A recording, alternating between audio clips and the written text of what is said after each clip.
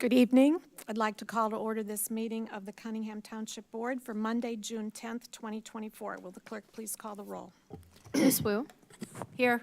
Mr. Evans? Here. Ms. Hersey? Ms. Colasetti? Here. Ms. Bishop? Ms. Wilkin? Here. Mr. Quisenberry? Here. Mayor Marlin? Here. Supervisor Chenoweth? I'm present by phone, thank you. Assessor Owana?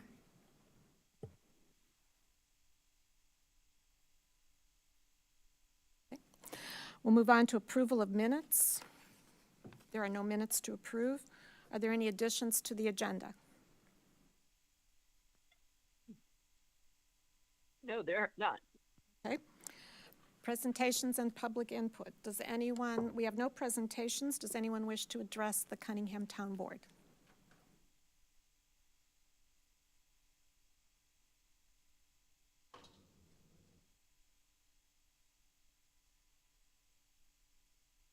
Hello, City Council.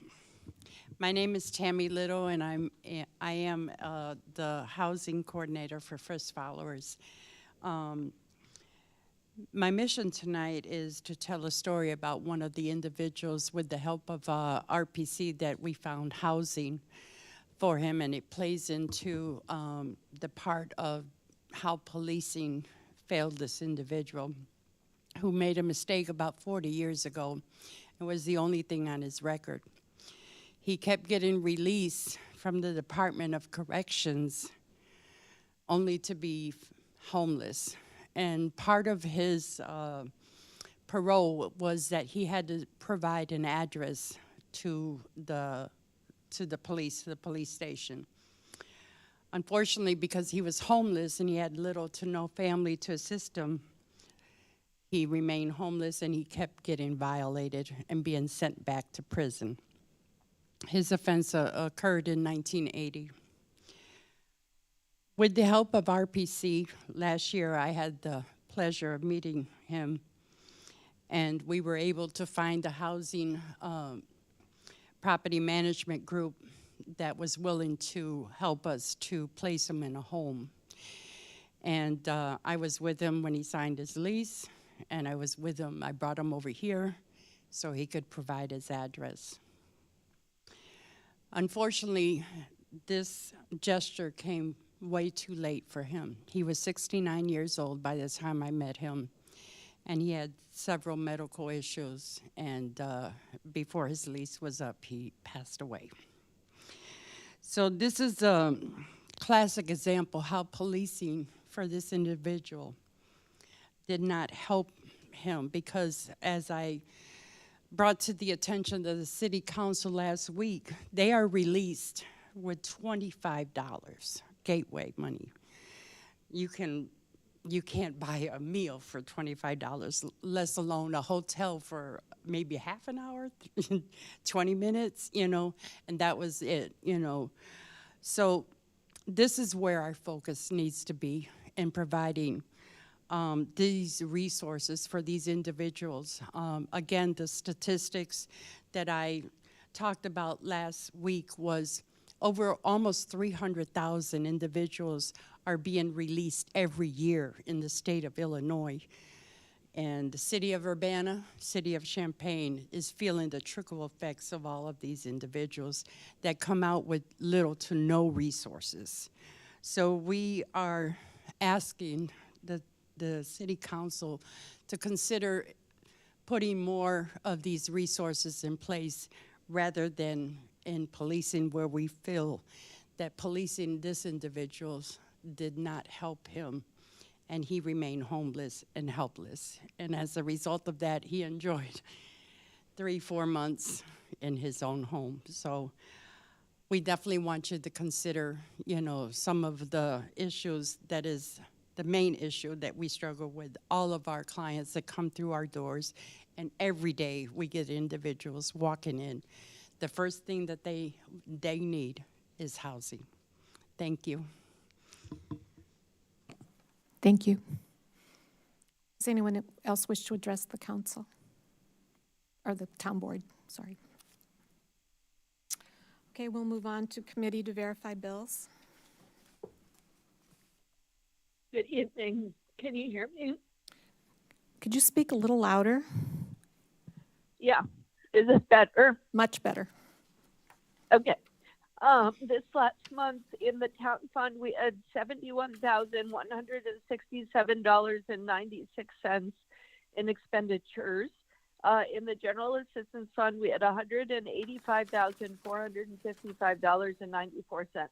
Our total expenditures exceeded $250,000. We were at $256,653.90.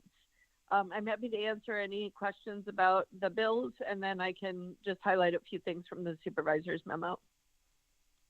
Any questions about the bills? We see no questions. Okay, great. I sent you the memo, and it is on the website for those who would like to look at the supervisor's memo. Essentially, I highlighted a few things in yellow to bring to your attention.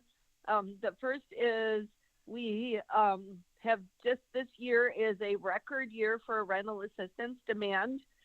We've spent $278,416 through May. We actually only budgeted $158,000.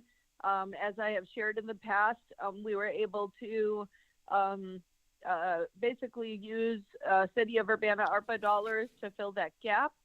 We also recently, as a rental assistance consortium of RPC, City of Champaign Township, and Cunningham Township, requested additional dollars to make us whole through the end of the year. RPC and Champaign had stopped doing rental assistance, and the county has essentially designated $50,000 in ARPA dollars for all three. We will get $15,000 of that to help us defray some of those costs. But I just wanted to point out that piece, and we are really we are working towards a budget for the next year because our grants are in. We have 2 grants in. 1 grant will be in on Friday. I will be pushing the budget process later, so we are actually allowed to pass a budget through the end of September. I do not want to wait that long, but I do want to wait until we hear from the state of Illinois, which I expect to hear from them in early July, so that we can actually produce a budget that we can stick by. And there are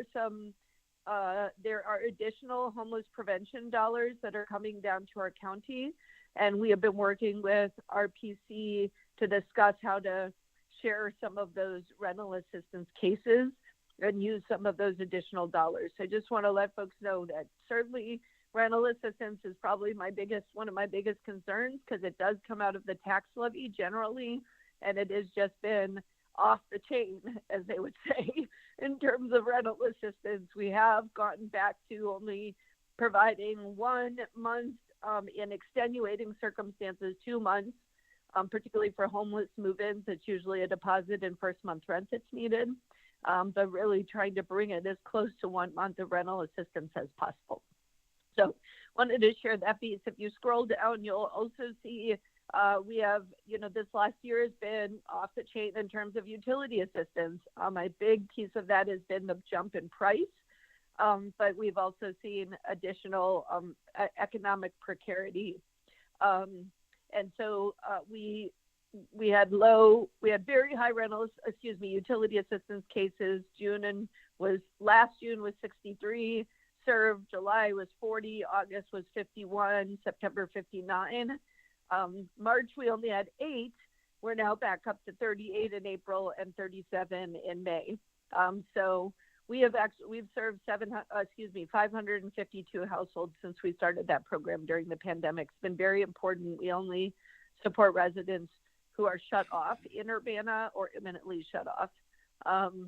And we may have to just go to shut off completely. The reason that we support imminent shut off is because if it's imminent and not shut off yet, the the household resident can negotiate a payment plan with Ameren, and then we make the first payment. Whereas if it's completely shut off, we actually end up paying more money. So we do try to take care of imminent shut offs. rather than only shut-offs because we're able to help them get on a payment plan. And let's see, I will also point out food. So we're talking rent, utility assistance, and food. You may have noticed last month we had a 20% increase. 2 months ago, we had a 20% increase in deliveries. Last month, we had a 49% increase in deliveries. So in May only, we served 202 households in food deliveries. I will say, and I want to remind the public and the town board, is that we have a person who provides food assistance screening, and that screening does screen for whether or not they can get to a food pantry. So we have a food assistance guide on our website. We encourage people to use to find the pantry that's closest to them. We will also help people find the pantry that's closest to them. And we only really do deliveries for people who are not physically able to get to pantries. So those 202 households we serve the Champaign-Urbana area because our pantries serve that area, and we do not provide the food, but we do serve the entire Champaign-Urbana area, and we had 202 food assistants. And I think that is it for now. I'm happy to answer any questions that you may have. Any questions on the report? As a point of order, we did not actually vote to approve the bills earlier, so we need a motion, a second, and a vote to approve the bills as they were presented. Thank you for that reminder. Is there a motion to approve the bills? I'll move that we approve the bills. I'll second. Moved by Mary Alice, seconded by Jaya. Any discussion? All those in favor, please say aye. Aye. Actually, Fred always reminded us we needed a roll call vote on this, so would you please call the roll? Sure thing. Ms. Wu, Yes. Mr. Evans, Yes. Ms. Colasetti, Yes. Ms. Wilkin, Yes. Mr. Quisenberry. Yes. That motion passes. And now we'll take questions on the report. If there are any. Mary Alice. Hi, thank you. Danielle, I had some follow-up questions about the rental assistance and the food numbers. So you had said really quickly, and I just wanted to make sure that I heard it correctly, that rental assistance is being augmented by the funds from the city of Urbana. Is that correct? So yes, if you recall, the city of Urbana contract, ARPA contract with Township is concentrated on rental assistance, and we have moved through those dollars quicker than anticipated. So we still have rental assistance dollars left. We're holding on those, but we did move through them quicker than anticipated this year. We also used general assistance dollars that were underused, and we did through RPC make a request to the county for additional ARPA dollars, and that was the $50,000 that was allocated. So when we get the budget, it would be good to see where we are in the spending for the rental assistance from that ARPA fund. That would be helpful. Absolutely. And then my second question is with the food deliveries. I'm trying to understand how these numbers add up. So right now it says 202 households served. Does that include the Hope Center, the Channing Murray, and then the sharing table? Correct. And it also includes folks who come to our front door. So folks will come to our front door and they will request food as well. And I don't see that broken out specifically. All right, well, if you update this next time, it would be helpful to have, since the unit of analysis is households, for the sharing tables, individuals, it would just be nice to have apples to apples. Mm-hmm. Yep. Yeah, I think that the sharing table, I will make sure that we can show both households and individuals between sharing table and Hope Center. And I do notice that there are, typically we have the number of requests at the door, and I don't see that, which is why we have 202, but 87 and 59 does not add up to 202. So. Okay. But I know 202 is the accurate number. We're just missing some of the details. All right, thank you. Any other questions? Okay. Seeing none, we'll move on to unfinished business. I don't believe there is any. And the new business is the decennial committee. That is a separate Yes.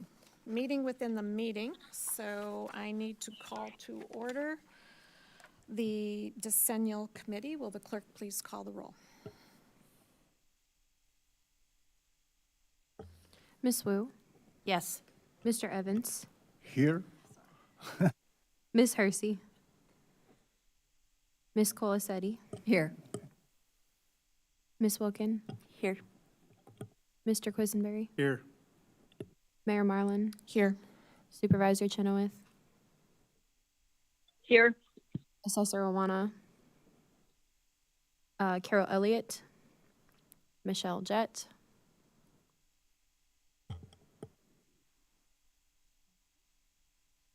Next item is public input. Is there any public input for the decennial committee of the Cunningham Township? Right. Next item is approval of Champaign County Township's comprehensive report and recommendations for delivery to the Champaign County Executive and Board. I sent an email with these updates, but I just wanted to indicate that the one in your email is the latest. The changes are specifically slides 19 and 20 are updated. Darcy, our clerk, dug into the personnel and administrative costs, and we went ahead and updated the data that she pulled into the township's comprehensive data, which you can get to from that presentation, but also in the link in your email. It's a large spreadsheet that has all of the data we've collected from this report. And because those details don't really fit on the slide and it's hard to tell the story around the general assistance personnel and administrative costs, it's sometimes hard to figure out where they are going to. We took it off of those two slides. So that's the only difference in those slides. It's the same number. It says, you know, how many assistance cases they have. We did include the column that says what kind of other services they provide, so you can see that, but we took off personnel and admin. So that's number one change. Number two change is slide 27. It used to just show personnel and administration budgets across different townships, which I believe town board member Grace Wilkin had requested those pictures back, and we added most of them, but that one in particular, because it is hard to figure out what story it's telling, we instead created slide 27. And slide 27, and I'll just point it out because it is new. Basically, we call it remaining questions from initial financial review. And so instead of, we kind of lay out 4 different areas. One is that some townships collect GA levies, but they don't budget for or do not report any assistance cases. The second is that what is budgeted versus what is used requires further investigation. When we go into the budget, sometimes last year's actuals are missing and there's just what's budgeted. And we sometimes see townships will budget a lot of assistance. Mahomet is a good example of this, but then they have no assistance cases shown, but they budgeted over $250 million in assistance. So I think having a conversation with Mahomet Township would make sense to understand this discrepancy. The third is that it's unclear from a number of budgets what's been allocated to staffing costs to administer assistance, which is why we removed that from slides 19 and 20.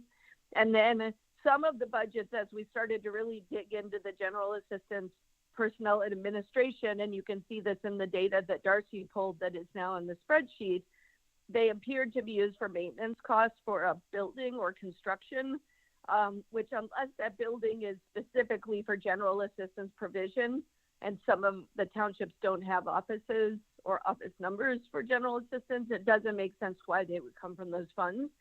So these are questions that I think, honestly, at this point, I no longer have an intern who's working on this project.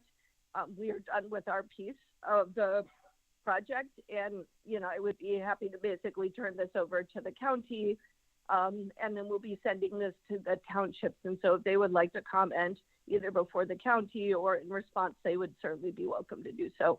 The recommendations remain exactly the same as the version that you received in your packet. It is changed based on language that was recommended by the decennial committee at the last meeting. So we attempted to represent the language that was requested. And I don't have any further presentation since we've walked through this in detail a couple of times, but I'd be happy to answer any questions you have. And I think the request at this point is to confirm it, the last version that was sent to you with just those updated slides around personnel administration, and then go ahead and send this along with a link to the comprehensive data to the county, as is required by the decennial committee state statute. Any technical questions on this before we ask for a motion? Grace. I appreciate the updates here, and you just wanted to check. I think that, I don't know if Darcy's willing to speak on some good points that were brought up, and it looks like there's been a lot of inputs here, but I guess if you just speak to if you feel like this is maybe a little more of a fair approach and kind of a collaborative way of looking into things. Well, the data that I pulled, which is in the combined sheet, is exclusively budgeted values. So we have to be very careful when we discuss those because it is not actually dollars spent. Like, this is just what they've allocated for these intended purposes, but it does inform some things, which is why I also included a narrative that broke down. So for example, if there was like 20,000 leveled for assistance, I detailed whatever detail they provided if they broke it out by shelter or food or anything else, so we can see at least what their priorities are in terms of assistance at a localized level, which I found helpful. I think there are also certainly some trends that Danielle also touched upon. We did see also in that annotation that under administrative or personnel fees, it wasn't always just salary. Sometimes it was capital costs, whether that be renovations to existing structures or equipment. So it's not quite just salaries, like it requires like a deeper level analysis. I happen to have settled on slide 24, and I do want to highlight, Danielle, that it does still have in the third bullet point a total for budgeted admin personnel, which I do not believe has been updated with the data. I don't know if that answered your question though, Grace. Yes, thank you. Any other questions? Mary Alice. I know it was at times challenging to find these townships and who's in charge and get information and so forth. For those that you were able to connect with either on the phone or email or on a website, have you given them an opportunity to look at the report? No, the recommendation is that this report be sent to them. This is really a report for you, the decennial committee, for you to, and the recommendation is that this report be sent to the township and that also be sent to the county. Yeah, and I just want to speak to Darcy's point. The total is still there because that's the GA specific and admin personnel, meaning it is coming from general assistance and it is admin or personnel related, but as you mentioned, admin is very broad and it could include other things. So that's why we kept that particular number in there.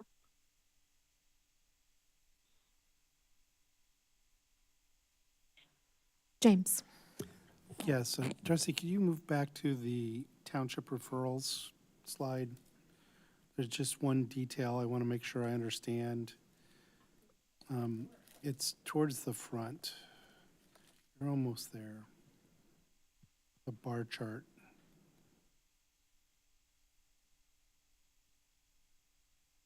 You're Is there. it page 4? So the page labeling 4? on this chart has two things labeled Urbana Township. I assume one of them is Cunningham Township, and we had talked about being clear about that Cunningham Township and Urbana are the same, and the other one is truly Urbana Township.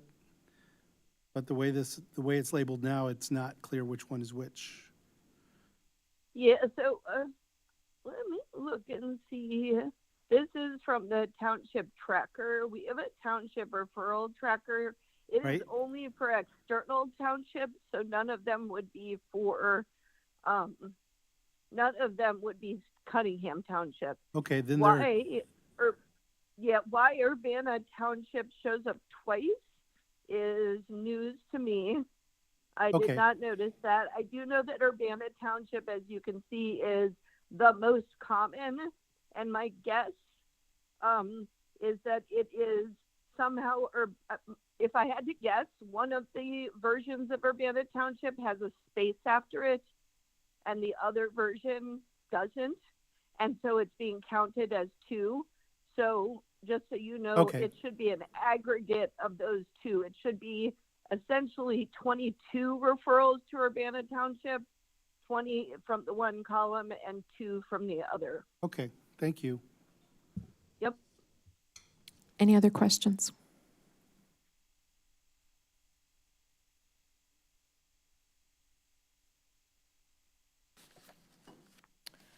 At this point, we'll entertain a motion for approval.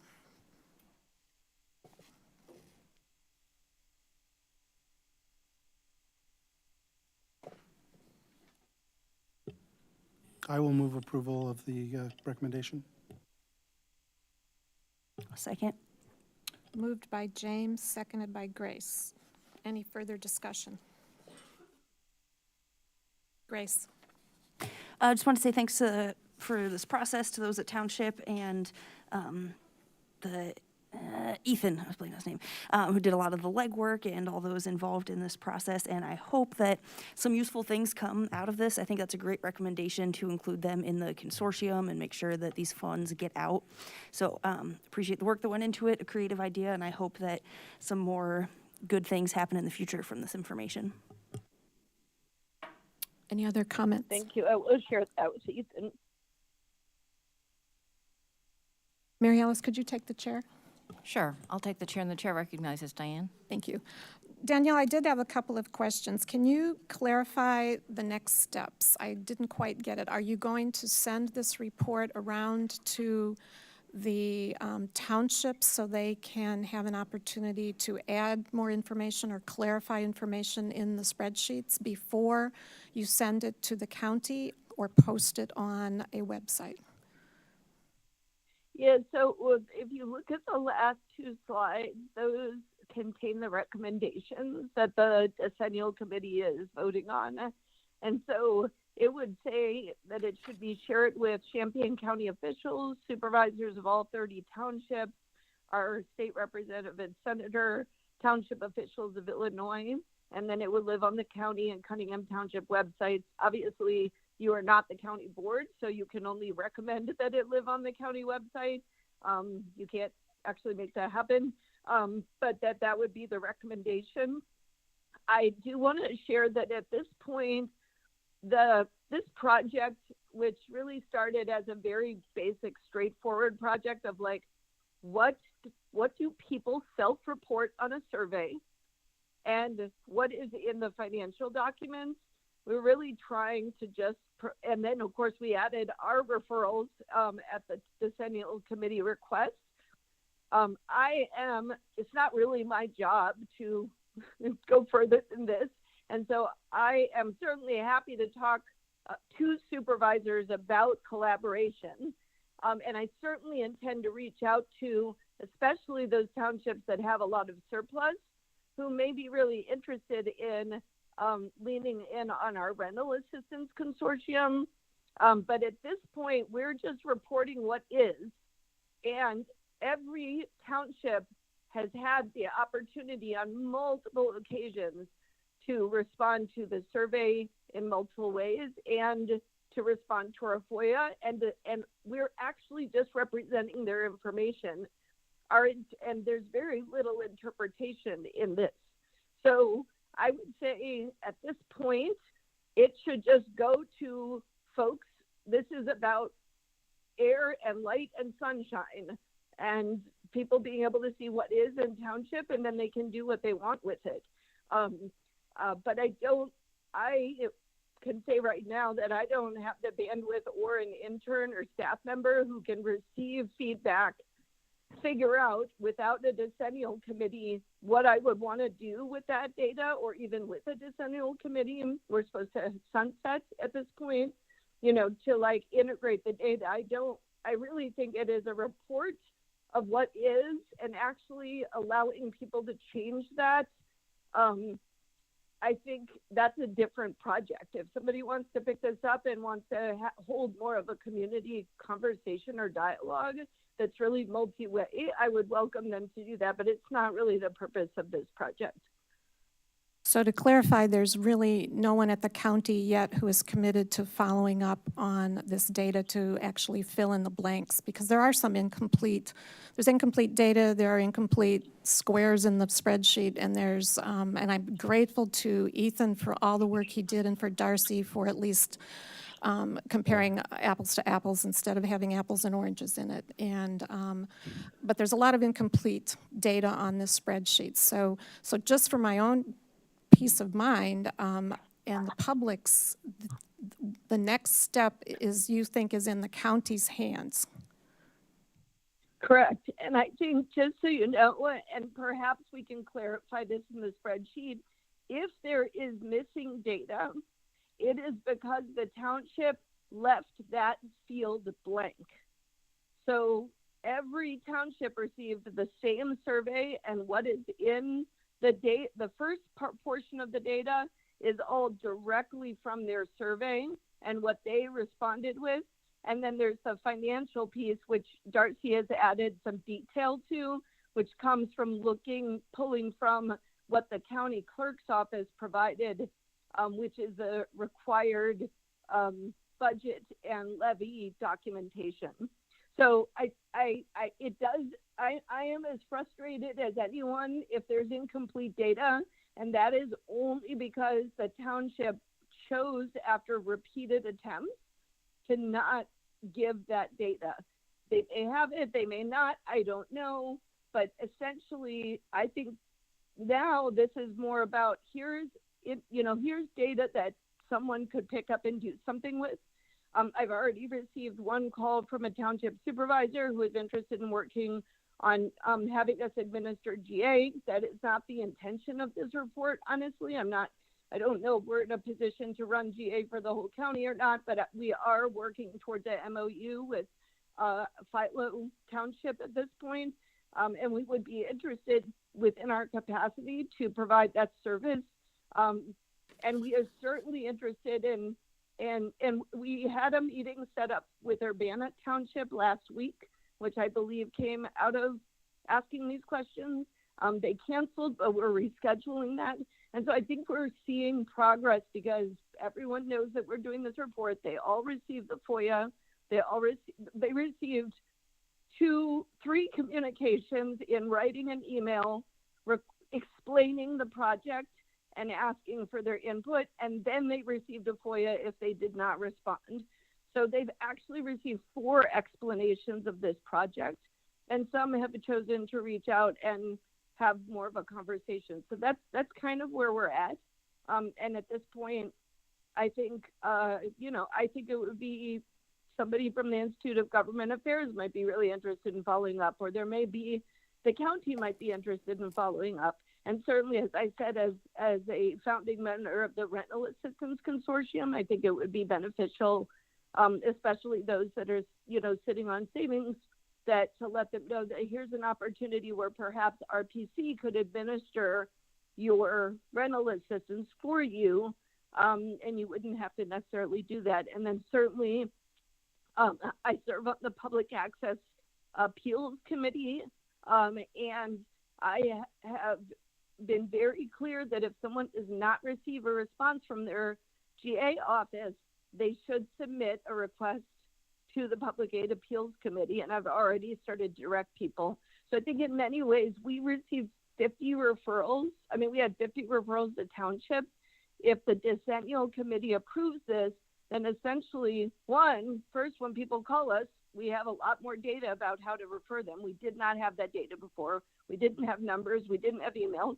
So we'll be able to, we are referring people better at this point, and we can let them know, hey, you should, if you don't hear back, you should contact the Public Aid Appeals Committee. So I think it's really about an overall generating awareness around this and kind of throughout the community. And I think in some ways, as you have said, Diane, with fair housing work, the first step is just educating landlords about what the law is, right?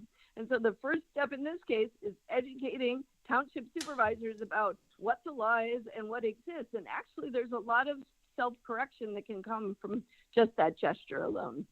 I agree. So is there a letter of transmittal that will go with this report, which actually highlights the remaining questions that you outline on your slide? Because there are remaining questions. I mean, what's the next step? How does it get transmitted to the county? So what we will do is we will send it, and then I'm also asking for a time to present to the county board, because I think a dialogue is most important, and that the township officials would have the opportunity to come to that board meeting. And the county may say they want this to start in committee. I don't know, I'm not the county, but I certainly will have that conversation with the executive's office. And will township, and the chair. excuse me, I'm sorry. Will township officials be notified when you will be appearing at the board meeting so that they may be there as well? I think that would only be fair. Okay. Okay, thank you. Would you like the chair back? Thank you. I have a question. Mary Alice. So I'm not trying to be nitpicky here. I am trying to be cognizant of the fact that our two townships, Cunningham and Champaign, are quite large. In your last recommendation, you suggest that we approve the language that proposes state legislation that requires every township to have an online presence, up-to-date contact info, published office hours, rules, et cetera. And while I think that the public absolutely should be able to contact their township representative, I'm a little hesitant about mandating that they have an online presence and some of the other things. So I'm wondering if perhaps we could just tweak that language a little bit that just says proposed state legislation that requires every township to have a means to publish information for their population and contact in order to apply or ask questions or whatever. And then just in parentheses, this could be an online presence, this could be an office. I'm just trying to balance the fact that some of our townships have less than 100 people in them. Township officials of Illinois provides an extremely affordable way for townships to have an online presence.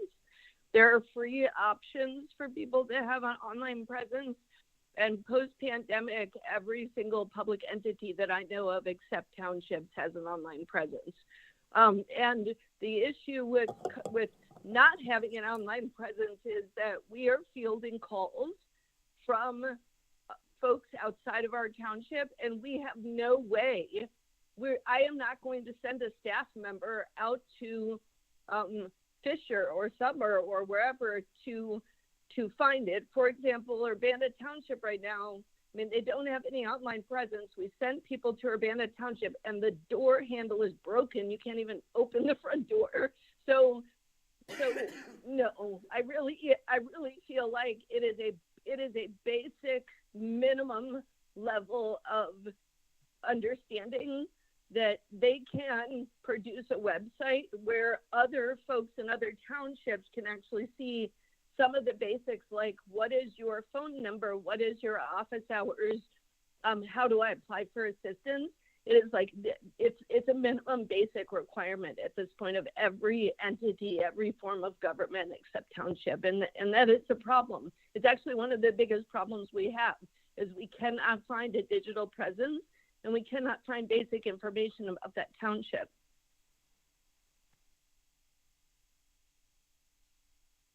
Any other comments? Jaya? Yeah, I think just kind of speaking to that last point, I'm personally comfortable with it because I think there are ways that even smaller townships that might not have resources, they could, potentially reach out and see if maybe the county would put something on a website. And I don't think it has to be a separate website necessarily to count as an online presence personally. So I'm comfortable with the recommendations as they stand. And I also want to thank everyone who worked so hard on this. I think it's really important information for people to have access to the assistance they deserve. Grace? I'm fine, however, I think Jay's interpretation of it, fine as is, totally makes sense. I had a few last little questions. So the plan for submitting is to submit these slides, this third version, and an appendix of some of the full tables, is that right? So we're submitting the slides, and you'll see in the slide there's a link to the comprehensive data. The only part of that comprehensive data that's being updated is I've asked our general assistance manager that if she discovers additional contact information that's missing, she should add that. And then there's links to GA application, and then there's a link of residency requirements. So in some ways, this will be a living document that will include any additional information as we have it. But yeah, so basically it'd just be the presentation, and then it's a link to this kind of live document. Okay, I'm trying to find that. And then I see that I was looking for the bars of Cunningham Township, and then I saw they were pulled to the side. So it's where you have the kind of comparison there, or so it's not so comparative. I don't know if that was a change, if there was any insight in that. The reason we did is because Cunningham Township is such an outsized township in terms of expenses and service that if we put like 5,000 individuals, all of the other bars get so small that you can't see them. They become illegible.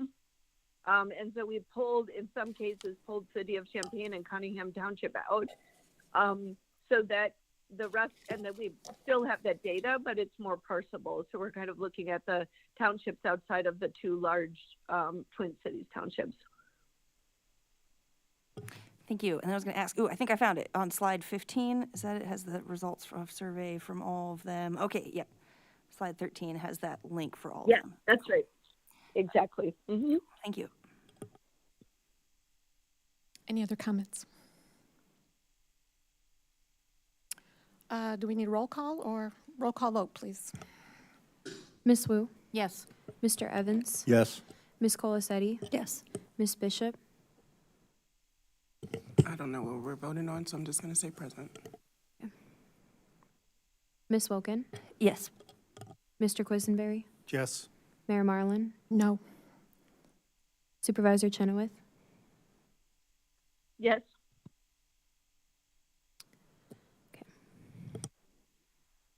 And there's no other members present. Okay, that motion passes. No further business before the Decennial Committee. We'll move on to adjournment of the Decennial Committee, and there is no further business before the Town Board, so the Town Board meeting is adjourned. Thank you. Thank you. Have a good night.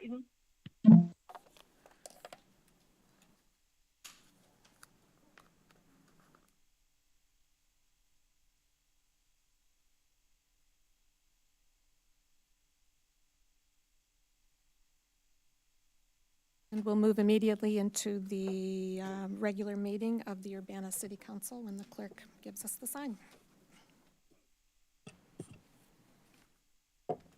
Okay, I'll call to order this meeting of the Urbana City Council for Monday, June 10th, 2024. Will the clerk please call the roll? Ms. Wu, Here.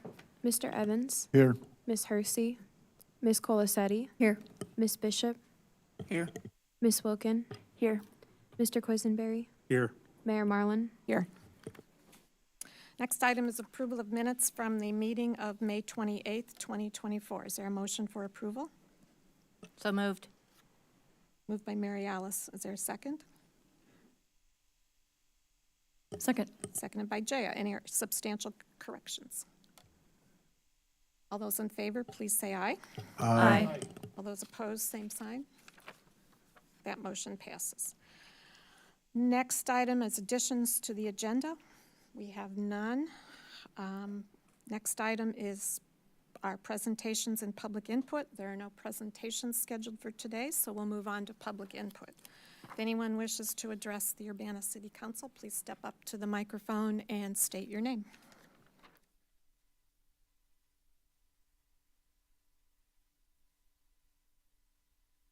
Hi, everyone. My name is Jenny Goodwine. I am a housing case manager at Cunningham Township, where I support homeless adults in securing permanent housing. And I'm here in strong support of alternative response models for the city of Urbana, and to read a statement on behalf of Cunningham Township Supervisor Danielle Chenoweth, who could not be here tonight. Danielle's statement is as follows. My name is Danielle Chenoweth, and I serve as the Cunningham Township Supervisor, Executive Committee Member of the Continuum for Service Providers to the Homeless, and Chair of the Board of CU Public Health. Cunningham Township provided income, rent, utility, food, emergency housing, and other assistance to over 5,000 residents last year. I've been following this conversation about alternative responders and police expansion, as it has significant implications for the residents we serve who are disproportionately low income, housing insecure, Black and brown, and face mental health and other disabilities. I have reviewed the budget proposal, past budgets, and both Barry Dunn reports. What I observe is a council who has called for a study of alternative responder models to reduce racialized harm. I see data that shows crime is at a historic low, and up to 73% of 911 calls for Urbana police are non-criminal and non-violent, which presents an amazing opportunity for our city. What I see rolling out is a premature proposal that does not once mention racial justice or equity, and a budget proposal for a massive expansion in police staff. It does this prior to stakeholder input or council direction on which alternative response model we as a community want. The budget proposal appears funded out of savings, with mention in the city's financial forecast report that tax and/or fee increases will be needed. If the current budget proposal goes through, the past and current councils will have approved a 73% increase in the police budget since 2019, while allowing civilian oversight of the police to remain broken. I wonder, how will you convince the people of Urbana in the next election that you represented their interests in doing this? I want to suggest another approach, one that is data-driven and strategic in meeting Urbana's needs. Number one, hold the line on the police budget. As the Barry Dunn data clearly shows, our police department is already too heavy on administration. Investigation has capacity it can take on to lessen patrol burden, and funding alternative responders prior to the promised engagement with the community and without a model in place is an insult to our collective intelligence. Number two, if you want to move on something now, you can set aside funds for an RFP process to fund an alternative response pilot. Let the best proposal win. Number three, convene community stakeholders who are essential to alternative response and who have yet to be convened. The townships, but also organizations working in homeless services, mental health, domestic violence, rape crisis, re-entry, food security, and conflict resolution. Our community is rich with providers who have not been included in the conversation to date. Number four, look not only at 911 response, but what services exist for responders, whether it be police or civilians, to connect people to. For example, the number one public safety investment you can make right now is a 24/7 drop-in space. For instance, Rosecrance's living room is now closed due to lack of funds. Number five, then let's build it together. We can create a responder model that sends the right expert to calls for service from the community and does so in a way that is safe for all, trauma-informed, and equitable regardless of race, gender, class, student status, etc. Thank you for listening. Thanks for your service.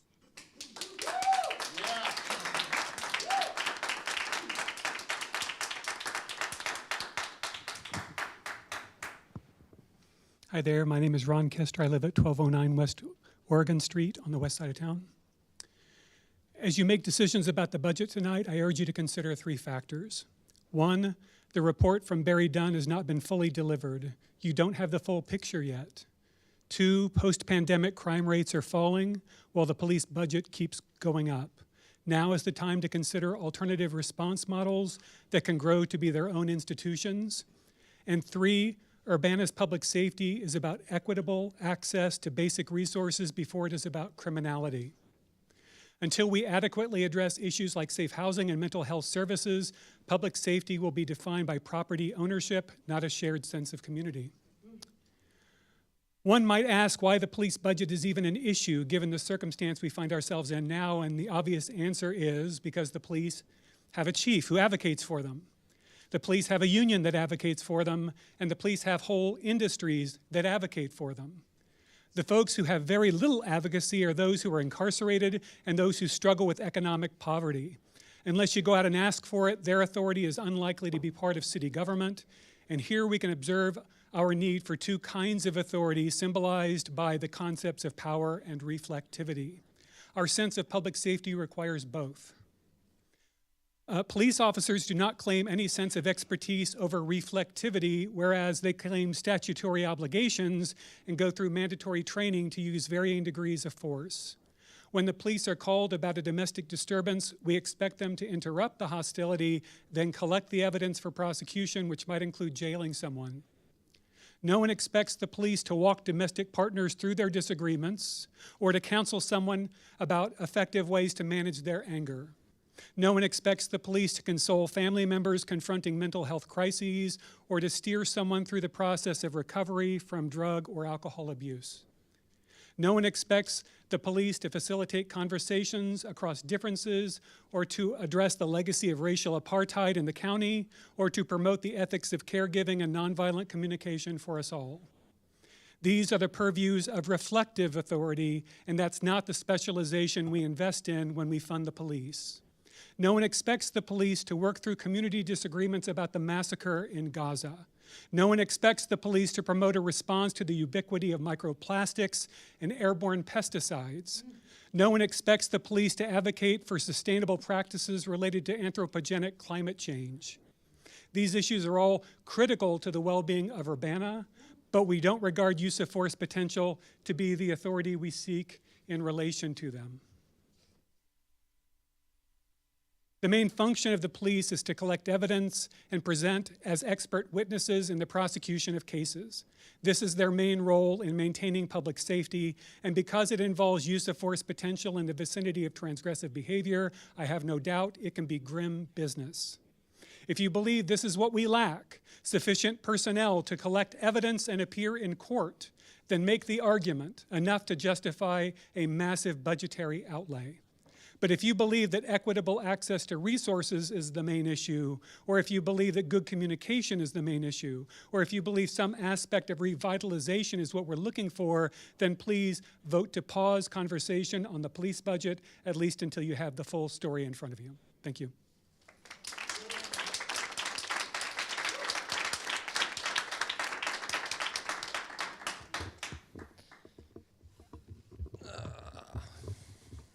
Stretch up a bit.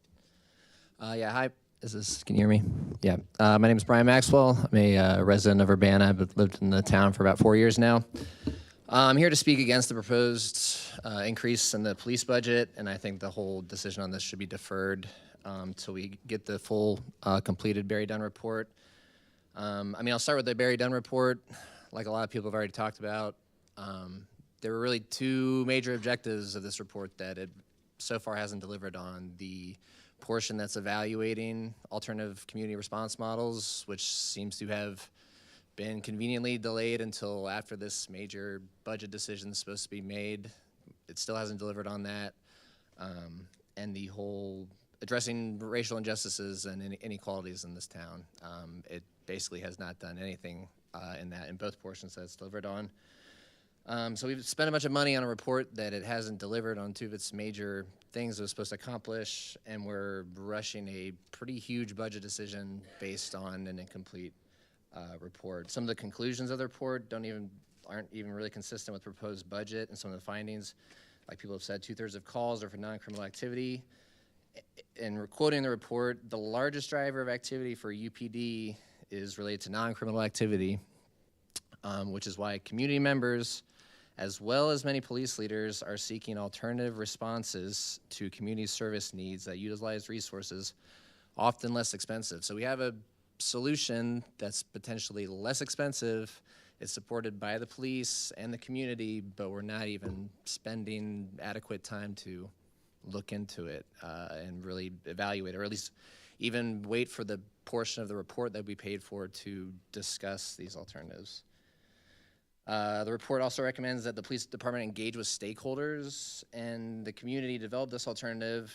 And we've had some community members in here say the same. I can't tell that this has been done because a lot of the people who it seems like that would be consulted with are in here speaking out against this proposed budget. So it doesn't really seem that there's been a lot of engagement with these communities. To talk about some of the funding on like actually funding social services, a couple meetings ago, ARPA funding was brought up as if this is like an investment by the city in social services. ARPA funding was not an investment by the city. That was an investment, a one-time check from the federal government to address community needs, social services, and it was a one-time check 3 years ago after a pandemic, basically. So like the only time we adequately fund social services can't be after like a major public health crisis. That's not a sustainable funding model for social services and community development. And all these programs that came out of the ARPA funding, this is just a list of them. Public health, food insecurity, healthy meals, housing, environmental stewards, low barrier shelter, first followers, first time homeowners counseling, youth development programs, youth scholarships, family care program, a health and wellness center. These are all things that we could be funding, if we actually gave adequate funding to social services in this town. Like some other people have mentioned, it's, crime rates are historically low. The report doesn't seem to address that or, consider what that means in terms of whether we need this large of an increase. I don't know why, when crime rates are the lowest they've been for 2 years in a row, why we suddenly have the biggest ever increase in police funding. Doesn't make sense to me. The budget does nothing to talk about any kind of roadmap. I don't know what the roadmap for Urbana is to get out of the fact that we have a 28% poverty rate in this town. That's like more than double the state average, and I don't know, how increased police funding really addresses that personally. So honestly, I would request that the council at least defer this decision until some kind of more engagement has been done with the community on how we actually do a alternative service response model. And until, honestly, I don't think it's really fair that the outgoing mayor basically gets to set the budget tone for the next 4 years for the next mayor who's going to have to come in and deal with that budget. We're basically spending down a lot of our financial reserves in this town to make a huge one-time increase in the police budget and basically really preventing any future funding for these kinds of programs. If we basically have no financial wiggle room left after this increase in the budget, like how does this stuff get funded in the future other than a large tax increase, which obviously isn't going to be popular. We're basically saying that this is never going to happen with the current budget increase. So thanks.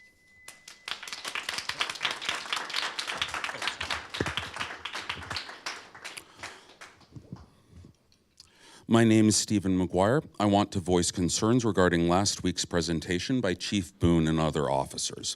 In this presentation, Chief Boone gave a story of responding to a shooting as an anecdotal reason as to why he requires an additional $1.5 million. The Barry Dunn report shows that 72% of calls are nonviolent. If all of the 28% of violent calls were shootings that required the level of follow-up described by Chief Boone, then this would be more compelling. However, many calls may involve simply breaking up a fistfight and not require much investigation, coordination, or follow-up. What percentage of these 28% of violent police calls this is, I don't know, because the information was not provided. Moreover, Chief Boone did not describe what contingency plans are in place for staffing concerns during serious violent incidents or what the efficacy of their efforts at resolving such incidents are right now and what we can expect them to be with the additional $1.5 million. However, we know that every night homeless people need beds. Every night people going through a mental health crisis need a place of healing. Every night shelters need more resources and programs that help those who are struggling need funding. Also, I was at the NAMI picnic earlier where Chief Boone spoke, and I applaud him for saying that he wants to make CIT training mandatory, like in Norfolk. However, While CIT training helps save lives, it is the bare minimum and a mere Band-Aid used to patch the equivalent of a possibly fatal artillery wound that has been done to our social services. The police should not be our social workers. Chief Boone said earlier that he did not know of any alternative response models that did not intimately involve the police. Cahoots in Eugene, Oregon, I don't know what the acronym stands for right now, others in Denver and other parts of the country are examples. The models are out there. We need to adequately research these models, implement them, or at least hold off on funding decisions until that point, rather than add additional money to the police budget. Moreover, if 1/2 of the social service budget is requested for the police IT specialist when such an employee is normally paid half that much, then I cannot sanction this largesse. Also, since I've got additional time, I have to say, that Chief, earlier one of your officers at the presentation spoke, asking for a chance to repair that faith.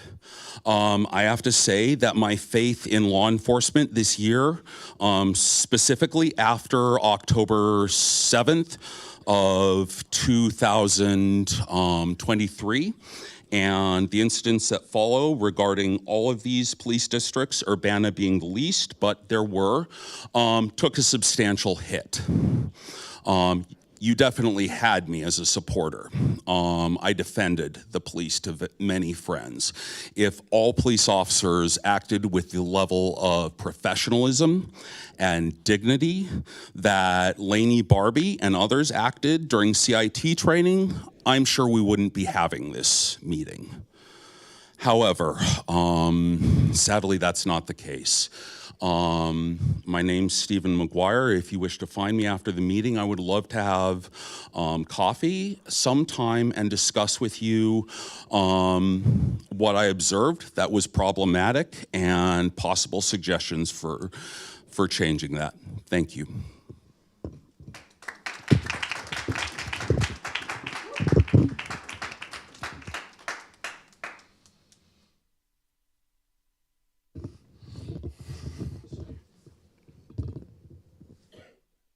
Hi, my name is Chris Ellie. I've been a longtime member of the Champaign-Urbana community. We've heard quite a few reasons about why police aren't the right tool for the job, why they don't have the right experience, the right training, the right mindset, the right legal priorities, and they're too expensive. Why this is such a better solution in so many ways, to have an alternative model, to take these calls off their hands, handle them with the right people, with the right dignity, and save a little money while we're at it. We've heard absurd nonsense reasons why that won't work, like, we don't know another program that would do that, and completely unresearched opining. And then we see a absolutely disrespectful budget presentation, disrespectful to the fire, disrespectful to IT, the vehicle fund. You guys said you were data-driven. You came up with no numbers, no graphs, absolutely no data whatsoever, just a bunch of life stories and anecdotes. Everybody knows the plural of anecdote is never data.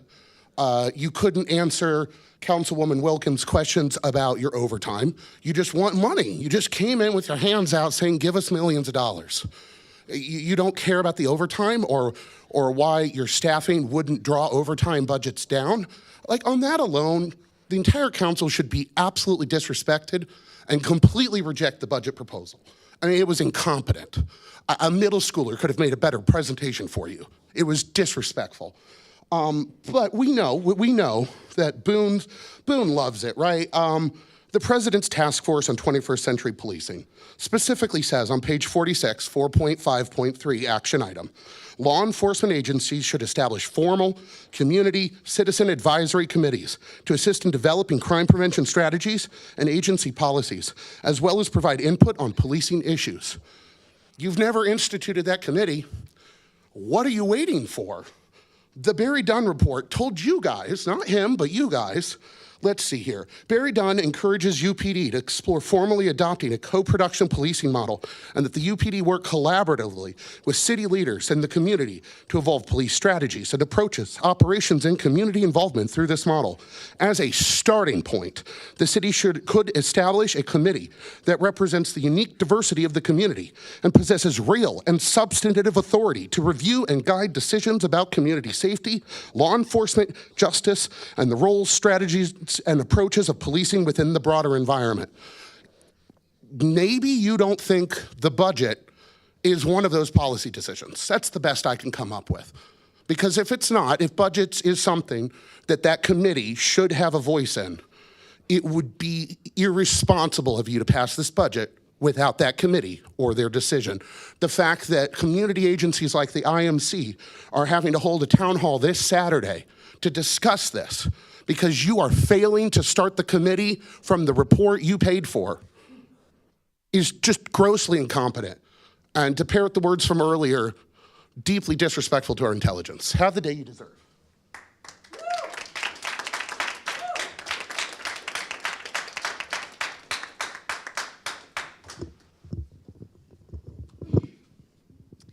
Hello, my name is Alexandria Stone, and I have been a Champaign-Urbana resident for about 3 years now. I'm here to talk about the proposed $2 million police budget increase in Urbana. While the city of Urbana likes to advertise itself as a beacon of inclusivity and progress in central Illinois, with recent Instagram posts celebrating Pride and World Environment Day, to name a couple, and while this city is filled with beautiful, diverse people who do care about positive change, inclusivity for all, in a community where mutual aid unites and assists us all, the proposed Urbana police budget increase is a slap in the face to the people of color and everyone in our town. Nearly a third of Urbana residents live in poverty, while police officers make roughly $94,000 a year. The annual income per capita in Urbana is around $28,900. The rate of crime is decreasing despite the lack of public funding. Yet, the police need more money. Imagine if that $2 million was given right to the community. How many unhoused people would be able to receive permanent shelter? Social workers in Champaign-Urbana are overburdened and underpaid. By helping people in need within our community, rather than funding their oppression directly, everyone will benefit. Your neighbors, you, your colleagues and friends, me. A community where everyone is cared for and has nothing to offer but a better existence for everyone that lives within it. Isn't that a town that you want to live in? So I ask the council to strongly consider alternatives to funding the police in order to aid the residents of the city of Urbana. Thank you.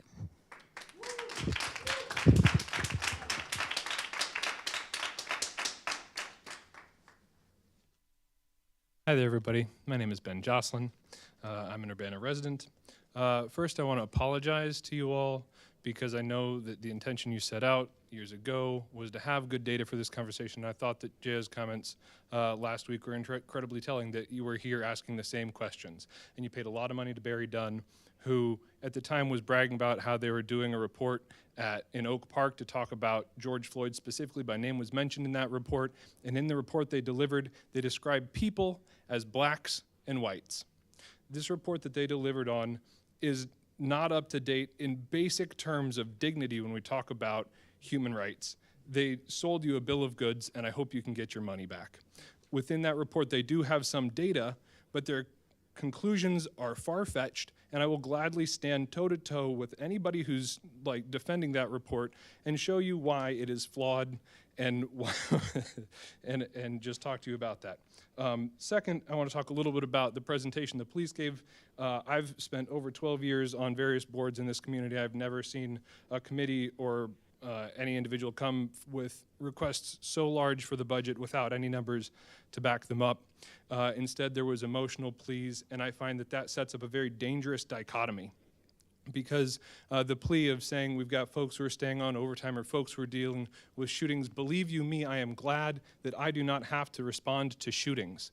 I am someone who has once been called by friends to show up at domestic violence problems when my buddy's girlfriend was being beat up by his boyfriend, and I showed up in time to see the police make a total mess of it. And I know that the police are trying to do better, and I applaud that.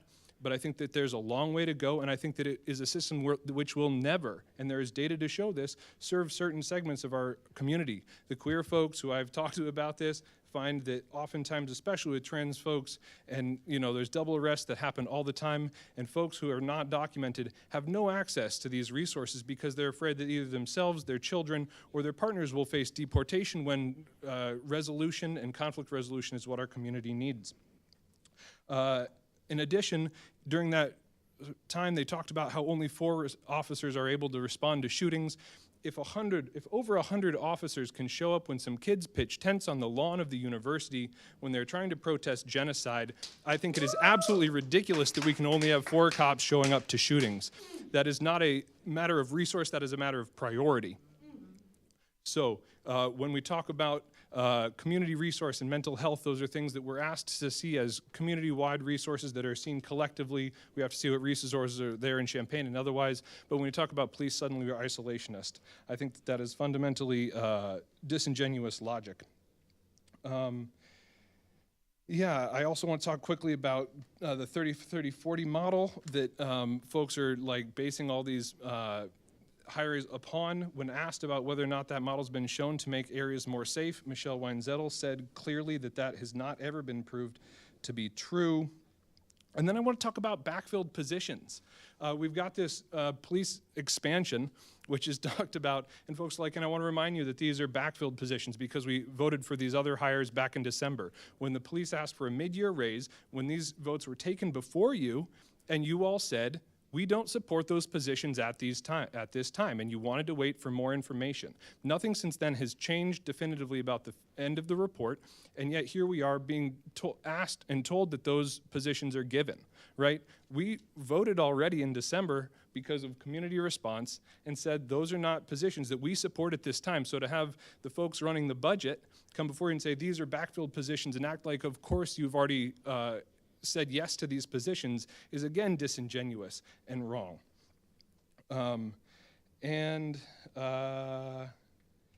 Sorry, I think that comes pretty close. I also think that when we talked about shootings and how canine officers are a fundamental position of that worries me. I don't think that canine officers, and cars, a new car every 3 years, that's also ridiculous. But fundamentally, the model we want to build is one that serves all people.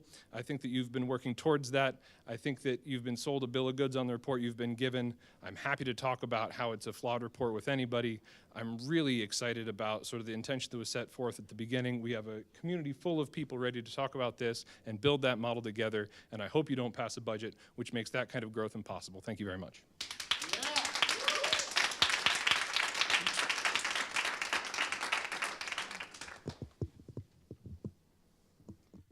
Not as tall as the last person. Evening, council. Evening, residents. My name's Tony Manili. I'm a 11-year employee here of the city of Urbana and a resident. I'm a police officer. I'm a patrol officer here. I was also, prior to this, a 38 Bravo civil affairs specialist for the Army. What that is work in foreign environments with non-government Point of order, could you speak to the council, please? Oh, sorry. To improve the overall lifestyle and reach standard of living for people that are in an impoverished area.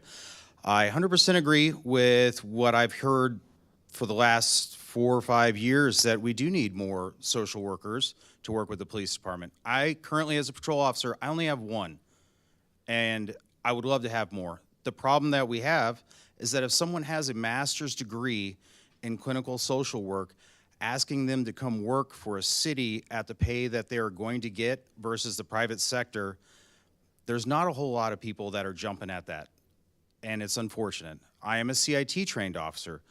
I go to more mental health calls on a monthly basis than I can shake a stick at, and I would like to have more clinicians available to work with those calls. Unfortunately, like I said, I only have one. And when he goes to calls and to do patient follow-up, he's required to have one of us there because, once again, a mental health problem, you never know which way it's going to go.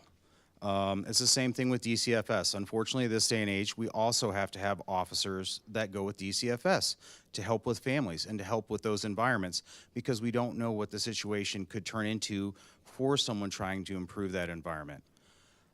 I wholeheartedly and agree with what I've heard some people say. Unfortunately, though, I do agree with the budget because I need more help.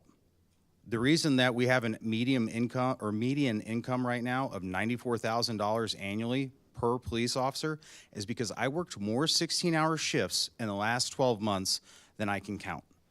I don't have enough people to help me. I would love to have more staff. I would love to have more clinicians. I would love to have more outreach for the homeless. I don't have anywhere to put them. But unfortunately, that's a countywide problem. That's a nationwide problem that we have to, like, if someone knows the answer, I would absolutely love to hear it because that would be an amazing solution for everyone. I'm just asking for more help at my job so that I can accommodate it. And I know that a couple people have said a statistic, I haven't seen it myself, that we're at a historic low for crime. And that's amazing. I just haven't seen it. However, I can tell you from sitting in my position, in my shoes, I'm still averaging 20 to 30 calls for service in a 12-hour shift as myself. That's not the whole city. That's just me as one officer working in a beat. As far as community engagement and officers not capable and or participating in that, there are initiatives. Please FOIA my training record. I've done more community policing courses than I can count. I have developed programs and work with communities. I've emailed one or two city council members here about events that we're having or problems that we're having in low-income communities and asking if they've got insights or inputs that could help with that. I would like to, if time's available, I will attend the event on Saturday, Independent Media Center, and help throw some stuff on a dry erase board and try to come up with a solution. But honestly, if you've got someone that's out there 24/7, always available, and can help and assist with these types of programs and or domestic mental health issues, it's going to be a police officer, it's going to be a firefighter, it's not going to be an office that works 9 to 5 Monday through Friday. Cahoots program, I researched that quite a bit. It's an amazing program. However, I challenge people to look at their actual statistics that they publish. They have X% of calls for service they still have to have law enforcement go to with them because of the volatility of the situation. So once again, that brings it back to we're still going to need police officers to help these trained professionals fix a problem. It's not just going to go away by having someone else go out there and fix it on their own. There's a potential for that person to get hurt. There's a potential for the person that's in crisis to get hurt. And law enforcement needs to be there to help protect everyone. Like I said, I'm always available for ride-alongs. Name is Anthony Maneely. My badge number is 371. I welcome anyone. Please email me. Please come do a ride-along, and I'll show you what I'm talking about. Thank you for your time.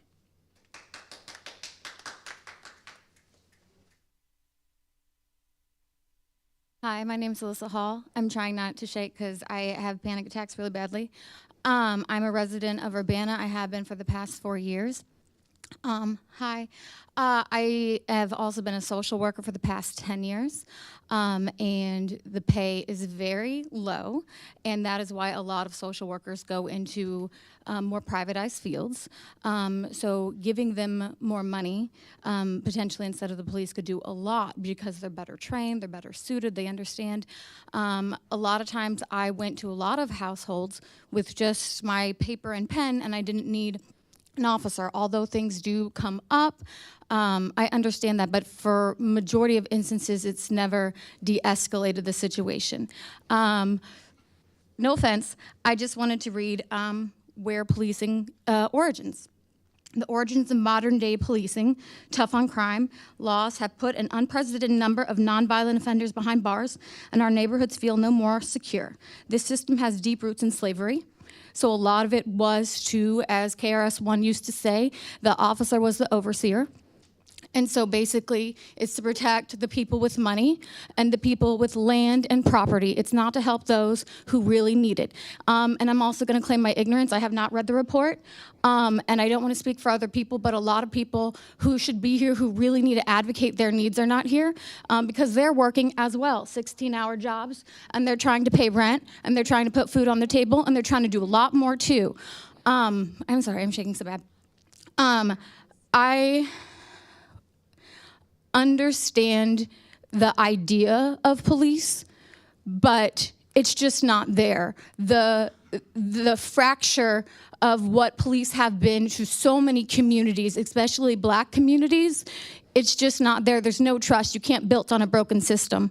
And I really encourage the funding to go more towards mental health, all of the organizations my friend listed. And yeah, I just want to read one more quote. Sorry. The crisis in policing is the culmination of thousands of other failures. Failures of education, social services, public health, gun regulation, criminal justice, and economic development. And all cruelty begins with dehumanization, not seeing the face of the other, not seeing the whole humanity as the other. A cultural regimen of dehumanization has been constructed in many police departments. In that fertile ground, racial biases can spread and become entrenched. And this is especially true for those individuals who are lower income, Black, people of color, LGBTQ, et cetera, et cetera. So yes, we need more social workers, mental health workers, we need more facilities so that people can get the things that they need. Because otherwise, sometimes people engage in nonviolent crimes to get the things they need because they're humans too. Thanks.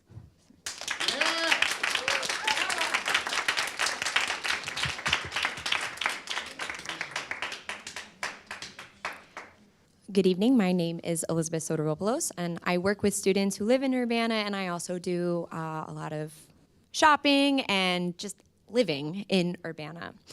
My comment covers a few different things. It's evolved as folks have been speaking this evening, so I'm trying to keep it smooth and connected. I wanted to respond to what Officer Anthony Manili was saying earlier.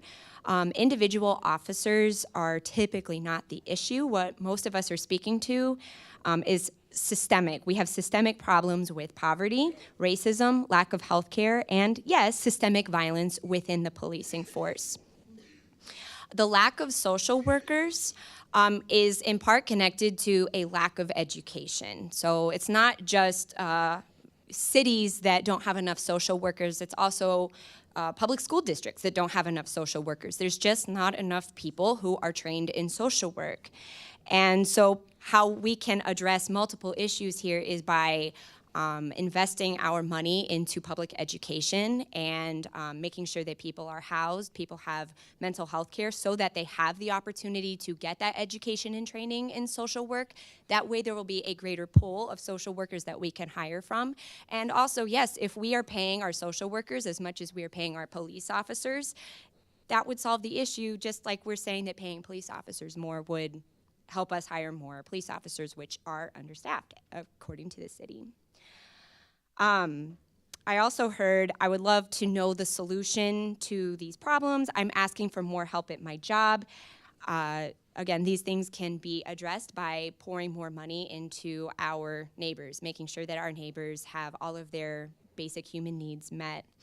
And also, what is the data point that crime has gone down? It's an FBI data point, so maybe check in with the FBI. So moving on to other things I wanted to say. 4 years ago today, this council was dealing with a case of police brutality against Aaliyah Lewis. Many of us, myself included, rallied outside of the city building here with the following demands: to tell the city council to drop the charges against Aaliyah Lewis, to vote down Chief Serafin until the investigation is complete, to hold the responsible officers accountable, and to reform the Civilian Police Review Board. As part of that particular movement, which the Barry Dunn report called the Defund the Police movement, Urbana routed several $100,000 away from paying a police officer in order to pay for this very Barry Dunn report. The very report that says that even though crime in Urbana is at a low, Urbana should still spend more money to hire officers, even before looking at what an alternative response model would look like, just doesn't make sense. It feels like deja vu, like we haven't learned anything. And folks who are far more knowledgeable than I am, like Township Supervisor Danielle Chenoweth, are asking you to please fund or at least explore the social services that would get at the root of remaining violent crime.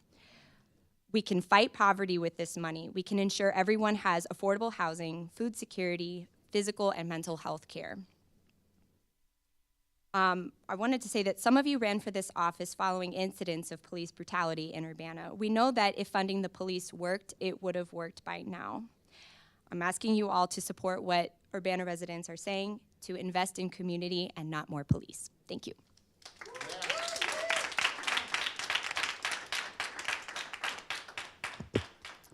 My name is Gwyneth Crepsio. I'm a resident of Urbana, a resident of Ward 5. I'm really enjoying becoming familiar with this space and with this room. I often find myself sitting at home watching the live stream and then having my heart racing and my blood pumping and realizing I have something to say. I want to encourage people to keep saying things and thank all the people that are here that are speaking. I am curious, with you all sitting back here, being very listening, but being also very stoic. It's a very strange, sterile environment to speak to your representatives. And I'm curious if you actually feel like members of the community that you say that you serve. And the way that we speak about this with all of our statistics and all of our putting people in these boxes, like, who are you afraid of? Who are you trying to protect yourself from? Because the people that I'm in community with that have mental health crises, that are in situations of domestic abuse and situations of homelessness, and all of these categories that we're putting in, those are people, those are my friends and family. And they're not actually people that you need to create a militarized force to protect yourself and your community from. They're just a part of our community. And so I hope that you'll consider when you're looking at these statistics, when you're looking at these reports, that these are our people. And not only that, but that there are often, like someone else was saying before, we're treating the people in our community. We're, at the end of our work days, talking our friends off the ledge and working ourselves overtime. And I also want to ask you, if you went to a city and you called 911 and there was no police that responded to you, that would be considered a city that's really broken, right? That would be a city in crisis. So why is it that if you've ever gone and tried to receive services from social workers and from other resources in town, if you go look at the reviews for the Department of Public Health and of Human Services, why there's so many people that don't receive the care that they need, why there's so many people that have had to end up on the street because of various budgetary issues and lack of shelters, and why so many basic community services are in crises. And if this was happening with our police force, it would be like people would be so upset and would be so judgmental of the way that we run our town. And yet we run our social workers into the ground, we pay them nothing, and they're expected to do this work off of nothing. So I hope that you'll consider that, yes, I'm sure we have a lot of overworked individual police officers, and also we have other services that are so worked to the bone that we have somehow become just apathetic to the fact that they aren't functioning, and people and our community is having to take care of itself, which we do. I do gladly. I'm so happy to help and support my community when I can, but we're also just people. And there are services and there's funding available and there's things that you can do to redirect and actually take care of our community members that aren't that aren't something to be feared, because they're just our community members. So I also want to say, if you're sitting on the other side of that desk feeling maybe tired of hearing the same thing over and over again, tired of going in circles, tired of making your best effort and then getting yelled at for it, maybe consider that that's not how it has to be. Maybe consider that these alternative models can work. Maybe consider that there can be public servants like Danielle Chenoweth that is greatly loved in this community, and see that there are models and there are folks to aspire to when it comes to governance that doesn't have to be like this. You don't have to be sitting back there and feeling at odds with your community. It's actually not that hard to be in camaraderie with us And I would love for that to be the dynamic, because I feel like there's been a lot of us just yelling at you or pleading for you to do some bare minimums. So thank you for your time, and I hope that you can actually listen and hear and not just check out in the way that I imagine you often are. Thank you.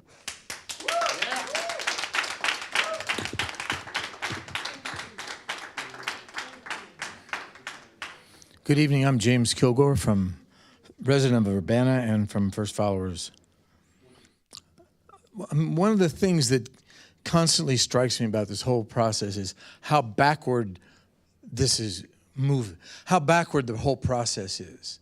That you start by hiring a researcher, and then they go and begin to do the research, and then a quarter of the way through that research, we start voting on the outcomes or whatever it is they're supposed to be recommending before we even get the data. As I constantly remind you, we have a world-class university right here. No university researcher is going to do that research process and say halfway through, I give up, just fund whatever you want to fund, because what I'm doing doesn't make any difference. But that's the process that we're doing with the Barry Dunn report. We're trying to make it irrelevant. And in fact, the city was trying to push this through long ago and managed to slide by $20 million for fire stations without people really studying that. But somehow we have to spend a lot of time focusing on the police and ignoring the other major problems that we have in this community. So we've listened to people come with a whole range of proposals for what we could be doing besides hiring more police. Minnie Pearson last week from the NAACP came and suggested that we provide some kind of a task force where the community could interrogate the chief and have a dialogue with the chief. Danielle Chenoweth suggested that we have an RFP to have a 24-hour drop-in center. Now, we at First Followers, we run a drop-in center for 8 hours a week. And it's exhausting because that 8 hours does not really include the hours of work. As the police officer has said, our workday doesn't end. We get phone calls at 10 o'clock at night. We get text messages at 6 o'clock in the morning. We have a whole range of things that we do that extend way beyond the hours of our work. So to have a 24-hour drop-in center where people who are unhoused, where people who are impoverished can go, where people who are just freezing outside or sweltering outside can go and have a safe space would be an amazing kind of addition to this community. There's a number of task forces that have been done in the community, in this county in the past, which perhaps should be what the city is considering. We've had a community justice task force. We've had a racial justice task force. Why not initiate some kind of a task force to study not policing, not crime, but poverty and inequality? That's where the problem lies. That's where the underlying cause of crime is inequity and poverty. And as we keep saying, Urbana has a very high rate of poverty, but that does not get attention. Instead, it's always about crime and policing, even though crime rates are going down, and even when they go down, perhaps it's not accepted by the authorities that that's what's really happening. So lastly, of course, we need to study this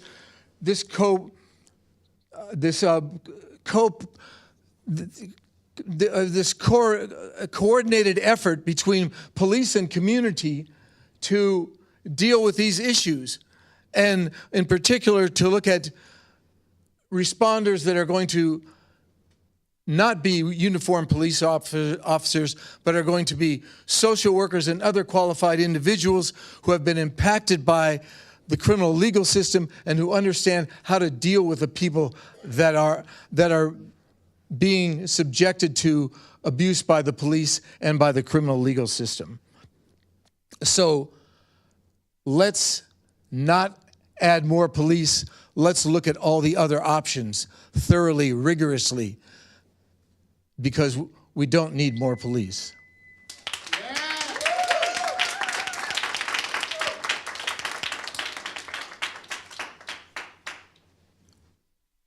My name's Damon Dade. I'm the fire chief for Urbana Fire Department, also an Urbana resident. And I'd like to say a few things. As fire chief for Urbana Fire Department, I assure you that I'm dedicated to the safety and well-being of our community. And I want everyone to understand that the police department, that police force plays a crucial role enabling us to effectively respond to emergency situations. While the public support may fluctuate on this issue, it's important to recognize that the police are essential partners for us in the efforts to safeguard lives and property. There are instances where we as firefighters require the police assistance to be able to even have access to a scene. The collaboration between both of our departments, the coordinated cooperation between our departments gives us the ability to have swift response to emergencies and ultimately benefiting the community we serve. I believe that investing in the police force is not only necessary, but a strategic decision to enhance the safety and emergency preparedness for our community. By adequately funding the police department, we can strengthen the synergy between our agencies and better protect our residents. And I want everyone to understand that sometimes your position will help you understand perspective. And we're not here saying that we don't want all these other things to be explored, but we shouldn't get rid of something that we know is still a necessity. If we are able to bring in all the social workers and do all those things and we create a utopia here, you also have to understand that's going to bring in more people and there still will be a criminal element. So, you know, and to just say, you know, it has its roots in slavery, it may be true. But also some of our medical practices have their roots in the Holocaust. We don't just get rid of those things because they may have started ill-willed. The police force here does a tremendous job and significantly allows us to do our job. And I can guarantee you that without adequate policing, you will see an increase in the amount of time it takes us to respond to some calls. I regularly come into work to say, Chief, we had to hold up, we couldn't even go in, or we got in, and then sometimes, you know, the offenders are even to the point threatening firefighters. And without the police, we can't do our jobs effectively either. So I would like our community to understand, and I believe they do, that we are here trying to solve this together, and the police are part of that as partners. So that's all I want to say.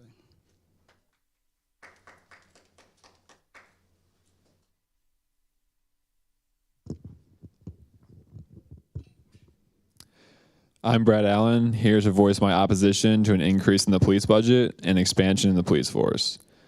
I know that the entirety of the Barry Dunn study is not yet fully completed, but it has been clear about the lack of transparency from the Urbana Police Department. Crime in Urbana is on the decline. The FBI admitted that the Urbana crime rate is at a 10-year low, and crime has decreased by 5% since last year. 72% of all calls are nonviolent. These are the facts. At the last meeting, the police offered nothing but anecdotes when trying to argue in favor of a massive increase in funding.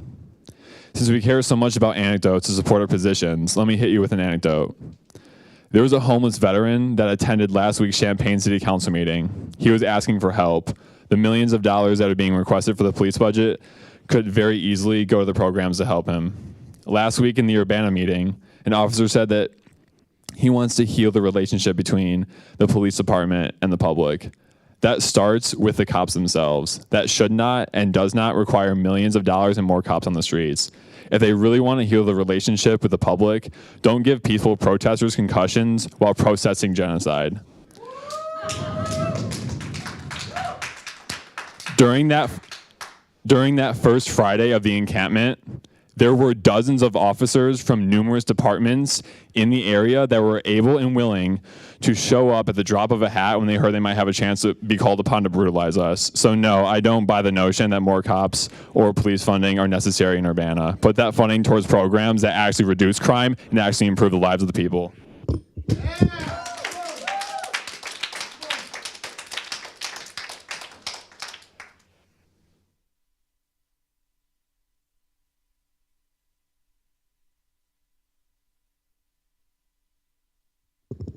My name is Marina Manetti, and I've lived in Urbana since 1977. I've been a student of the University of Illinois. I've gotten undergraduate degrees, graduate degrees. I've gone elsewhere, gotten other graduate degrees, and I've studied history, human history, contemporary, in every which way, literature, from every angle. This is the most incarcerated population on the planet. And it's the most armed population on the planet. And you all are asking for more militarization? What's going on here? What's going on here? Who are you anyway? Our voice is loud and clear here. What are you trying to turn this thing into? It's top heavy already. We need attention to the people who are in need. What the hell is going on here? Have any elected officials any shame? You want more trauma? I'm saying, let our people go and give them what they need. They're treated worse than animals in zoos. They don't have access to education in there that's sufficient. They don't have any instruments of music to perform. They are treated like less than animals. And the guards are bored with their routines and sometimes play games on them. That's abuse of power. And we've heard time and again how when people have power, they abuse it. And I'm asking you, what are you doing with your power? We asked for less police and more attention to the needs of the public, and you're giving us millions more money for the police, which run around with guns in their holsters. We need better education, better attention to emotions, de-escalation from every side, and you give us exactly the opposite. What's going on here? Who are you listening to?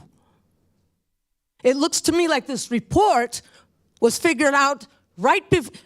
I just found out that most administrations, when they put out a job opening, have already an eye for who will fill it. They tailor their descriptions of the job to the person they're going to hire.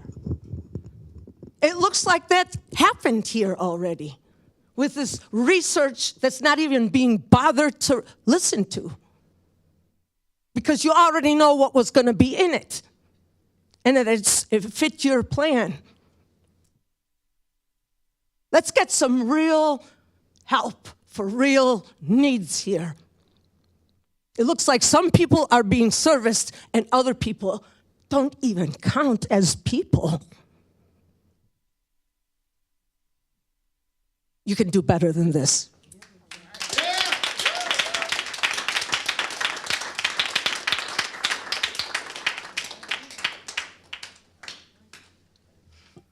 Does Does anyone else wish to address the council? Okay, thank you. We'll move. There are quite a few emails. I know. Okay. We've been asked to read some emails into the record, and I'll do that. Okay. The first is from Anna Victoria. I'm writing as a constituent opposed to the proposed plan to expand the Urbana Police Department.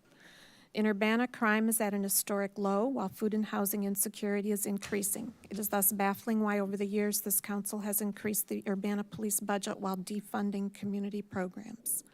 Instead of hiring more officers to respond to 9/11 calls, the majority of which are nonviolent in Urbana, this council should expand trauma-informed community care resources to respond to unmet community needs.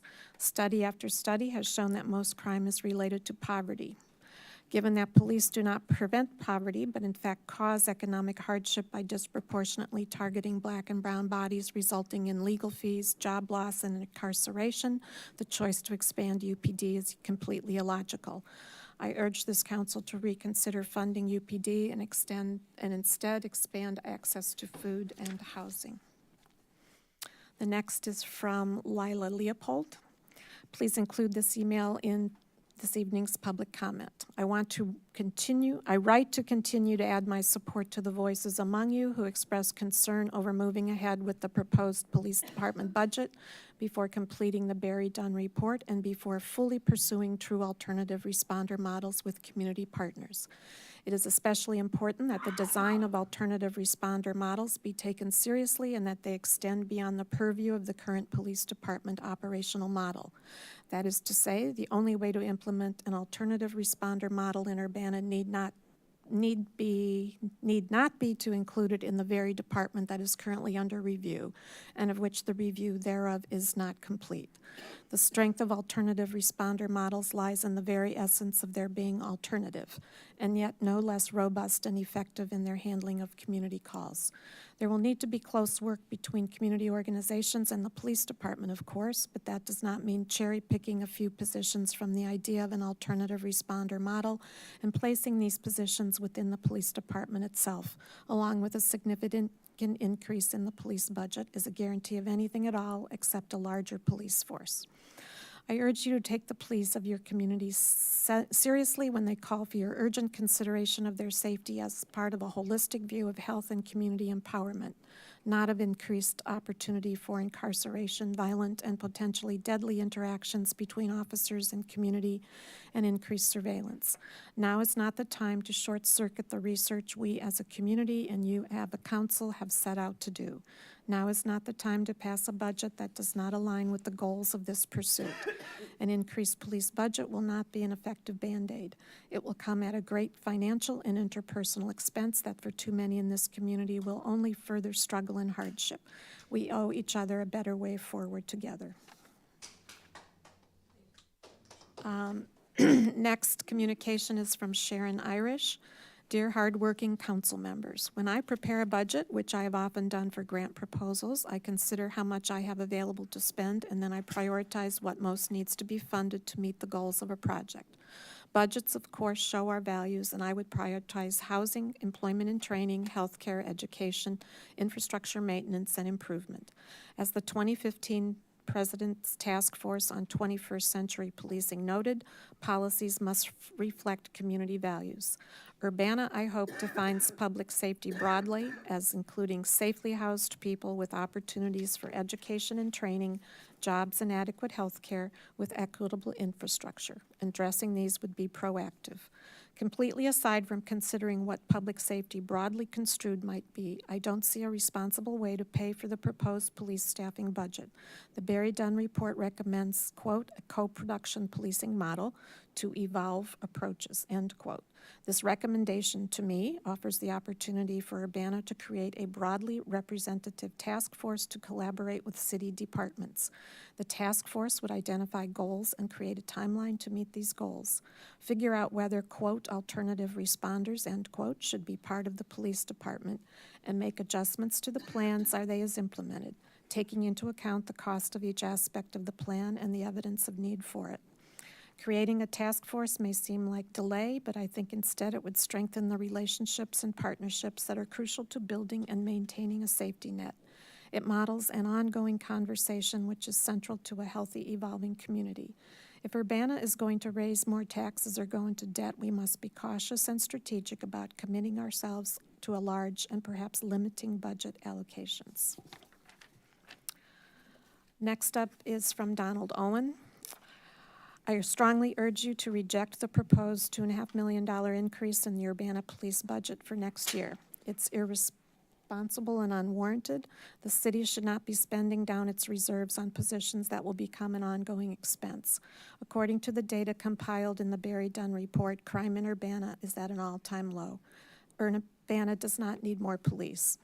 As the former superintendent of Urbana School District 116, I was one of the original advocates of the Summer Youth Employment Program in Urbana. Communities across this country have demonstrated that economic development and youth programming ultimately reduces crime. Why isn't Urbana talking about investing more in community services, social services, and proactive ways of reducing crime? This year, several organizations that applied to the City of Urbana to participate in the Summer Youth Employment Program received partial funding. I'm currently the treasurer of the Urbana-Champaign Independent Media Center. The IMC submitted a very strong application to fund high school interns through the Summer Youth Employment Program. The IMC was told last week it would only receive 50% of its original request. Think about how much youth programming you could fund for the cost of one police officer. Think about the lasting impact youth programming could have on our community. I want to remind you that budgets are moral documents. I want to ask you, what type of community do you want to create with your city budget? Do you want to create a city that is over-policed, or do you want to create a city that has a plethora of programs and activities for our youth? And the last one I have, there may be more. My name is Sana Sabuwala. I'm an Urbana resident in Ward 5, a member of the CU Muslim Action Committee. I'm sorry I can't be there to make this statement in person today. I want to put it on public record that I don't support an increase to the police budget. The community has made it clear through the IMC petition, through public comment here at Council, and even through conversations mentioned in the first Barry Dunn report itself, that the community is interested in alternatives to policing. The money earmarked for new police should go instead to exploring and experimenting with alternatives. Increasing the police budget is not justifiable, especially because alternatives haven't even been explored. Increasing police officers won't help to solve any pressing city issues. Alternatives to policing might. Please do not approve increasing the police budget this cycle. There's no need to rush into hiring more officers. Explore alternatives. Spend more time finding out what the community needs, because ultimately meeting those needs are what keep us safe.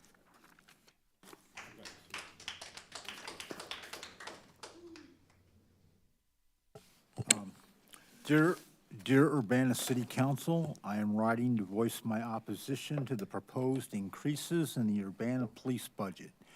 Increased policing funding is an irresponsible use of taxpayer funds. Urbana residents want safer ways to call for help that connect people to services. Therefore, I encourage the city to invest in community response models and support services. I will vote for officials who support community responders. Warm regards, Cassidy Short. My name is Lisa Hall, and I'm a resident of Urbana. I've lived here for the past 3 years and love the area. There are things that could vastly improve the area, and more police presence is not one of them. Crime in Urbana has been low for the past few years, and the majority of the calls have been for nonviolent crimes. What we do know is that many people are ALICE, asset-limited, income-restrained employees, who need assistance meeting the bills. We could spend that money elsewhere on funding subsidized housing, food banks, mental health, and job creation. We could also spend the money on schools, mental health mobiles, treatment for addictions, so many other things. What we do know is that more police makes things worse and makes people feel less safe. Please do not spend the money on cops. Thanks. Are there any others? Grace? Yeah, I can take a turn, and then I think maybe Jaya knows which ones we're still missing. I'll do Matt Torino, we haven't done yet, right? Okay. Good evening, my name is Matt Torino. I'm an Urbana resident in Ward 5, and I have lived here most of my life. I want to voice my opposition to more police being added to our force. Many people in our community have been advocating for years to reduce the scope of the police responsibilities and invest that money into other municipal systems. Instead, we have been increasing the budget in recent years. I would like to see more funding put towards alternative mental health workers and social workers and other staff to support people calling for help, mental health issues, or for addressing noise complaints. We clearly have limited funds in a small town like Urbana. We could do so many things to help community members with $2.7 million that would help pull them out of poverty, houselessness, or get people services that they need. We do not need these police officers. Reduce their workload and spend that money on our community, not on police. There are so many other tools that are at your disposal that will have better outcomes for Urbana, and you have the power to do this. Thanks for your time, Matt. And I could do one more from Adam. I think that leaves you a few. Okay. Please read my comments into the public record. I would like to try to make sure we are all working from the same set of facts, though. Mayor Marlin claimed that the statistics of 73% of calls are for either non-criminal issues or noise or music complaints was incorrect. It is not. I can explain where the 73% comes from. Page 80 of the Barry Dunn report shows 5,322 calls were about crime. Of those, 543 were for music and 348 for noise complaints on page 66. Which means 4,431 calls about crimes other than noise or music complaints. That makes up 27% of the 16,264 total calls back on page 80. The remaining 73% were non-criminal, non-music / noise complaints. All of these numbers come from the Barry Dunn report, who credited Deputy Chief Searles as being one of the primary people who provided the information. Next, James had a question about public comments saying that the proposed budget increases police spending by 61%, which is a far cry from what it looks like in the budget that has been proposed. I can also help resolve this discrepancy. As was alluded to a week or two ago by city staff, it depends on whether the context of what has happened over the past few years is taken into account or not. The police budget in 2019 was $10,253,245. 16,000, or gosh, millions. Let me start back with millions. $16,529,669 has been proposed for 2025. $16,529,669 minus $10 million. Can I front end here? Does anyone mind for the record? Is that allowed? Is that if I say 10 million of the things? Okay. And these will all be in the records for the exact numbers, but I'll just save myself struggling through all the numbers. Minus 10 million equals 6 million some increase from 2019. 6 million divided by 10 million equals 61.2% increase from 2019. If we ignore the past 5 years of increases to the police budget and limit our view to just this budget cycle, it's a 20% increase. It was 17 million some in 2024, 16 million minus 13 million, 2.7 some million increase. That increase, 2.7 million divided by 31 million equals 21% increase this year. We can debate about whether the city should budget to hire a mediator to handle noise complaints. Opinions may differ on whether we should spend the maximum amount allowed by policy or leave room for any future efforts without raising taxes or cutting programs. Those are all matters of opinion and should enjoy a healthy public debate. But I encourage everyone to be looking at the same set of facts and refrain from accusations that critics of your proposed budget are citing incorrect numbers when the reality is that you don't understand where those numbers are coming from. Let's try to have a constructive conversation. Did that resident share their name? And it's okay if they wish to remain anonymous. I just didn't catch it earlier. I'm sorry. It's not in the thing, but it's Okay. Adam. Oh, okay. And I think you're on that email. It's to all city council. I see, I think, 3 more. So dear City Council, please read into the record. My name is Matthew Murray. I live in Ward 5 and have lived in Urbana since 1992. I strongly oppose any vote by the City Council to approve hiring additional police officers. I think it is a good thing that the Urbana police have received training in dealing with people suffering mental health issues and are often good at de-escalation. But our police department should not be used as a substitute for providing social work interventions and mental health assistance to people in our community. Unfortunately, that is what is often happening. I would definitely support the city instead spending a large sum of funds to create and operate a non-police alternative responder team that would be sent to non-violent, non-criminal situations that are phoned into the 911 METCAD dispatcher. That team would only request the involvement of law enforcement if the situation demanded it. Thank you, Matthew Murray. Next one is from Miriam Larson. Please read this into the record for City Council. Thank you. Staying focused on what is positive and constructive is not easy. That is why we look at data to help us assess what we have accomplished and where we need to focus problem-solving energy. Looking at the FY25 budget, it is clearly positive that this administration and council have created a significant increase in the unassigned fund balance. This was no small amount of work. Careful decisions over the past 5 years put us in a position in 2023 to have $27 million in reserves as of June 30th, 2023. For context, this is up from $13.9 million in 2022. Pre-pandemic in 2019, reserves were $15 million. You have built the groundwork for us to be flexible, creative, and constructive in our programming. If we continue in this vein of looking at what is going well in our community, we cannot help but look at crime statistics. According to the FBI, we are at a 10-year historic low. Certainly, this isn't a reason to become complacent, but we still must ask, where are the most urgent needs at this moment? The mayor's FY25 budget links to a shocking graph that shows the housing price index change over time. These have been steadily rising, and there's an alarming spike occurring right now.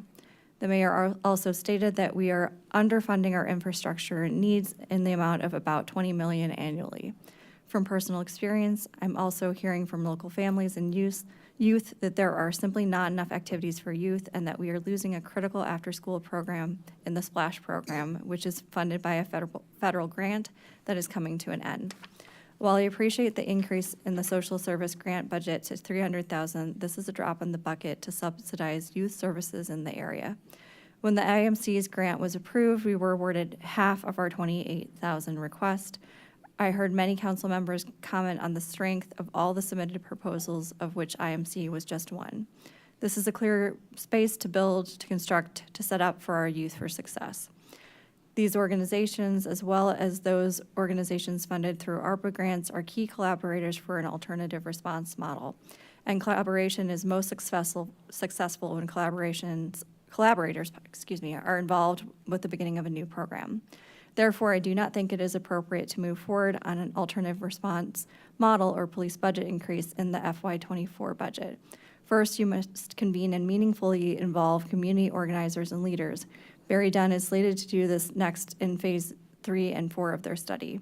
We are mobilizing as a community to determine what we want to see happen. Now is not the time to lose all the flexibility you've built up. It is the time to maximize outreach, community building, and creative conversations. Thank you for your service on the council. Sincerely, Miriam Larson, UCIMC Executive Director.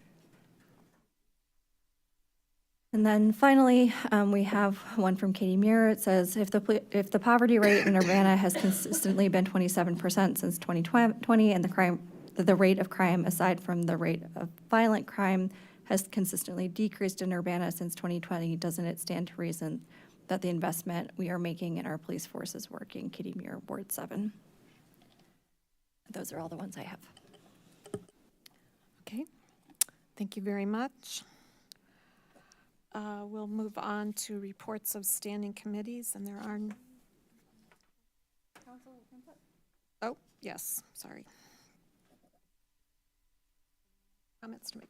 Grace. Thank you. I just want to say thank you to the public for coming out tonight, and any times you do choose to share your opinions with us. Sorry if it looks like I'm not paying attention to any of you. I'm a note taker, so I have notes on what each of you are saying every meeting, so I'm not always an eye contactor, but I am definitely listening just to speak for myself. I wanted to follow up with some other comments too. I think we have Faith, who's come and spoke here the past few weeks, and I did want to say that I absolutely encourage you to make an official report for the incident that you've shared with us if you haven't yet. There's a way to do that even online with the U of I imagine maybe you have. And just wanted to clarify that unfortunately, there's not really anything that myself as a council member or the city of Urbana unfortunately can do about the University of Illinois police officers. There's really nothing I can do as a council member about the Urbana police officers and their behavior, actions, and policies either.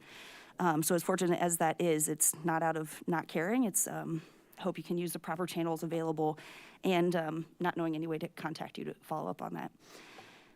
For the event on Saturday at the IMC, I encourage people to go and share their thoughts and listen and have diverse perspectives that can be shared, and I hope some good conversations. I'll unfortunately not be in town, so I'll have to watch remotely later, but I hope that goes well. And as far as the budget stuff, I'll save it for most of my comments for we have a discussion at the end of this meeting. I hope y'all will watch and stay tuned. If you go home and watch, totally understandable. I would if I could. But my overall comments is that I think this budget's not sustainable or responsible, and I think we need a comprehensive process for community changes or increases in money. And we'll have more at the budget tonight and the next few weeks. Thank you. Mary Alice. Yeah, I just wanted to comment. First of all, I understand that the public sometimes doesn't feel comfortable, confident coming up, and I will say that everybody feels like that. So we hopefully give everybody grace to be able to say what they're going to say, even if they're not feeling confident about it. I think I heard somebody in the public talk about the firehouses and how there wasn't a process.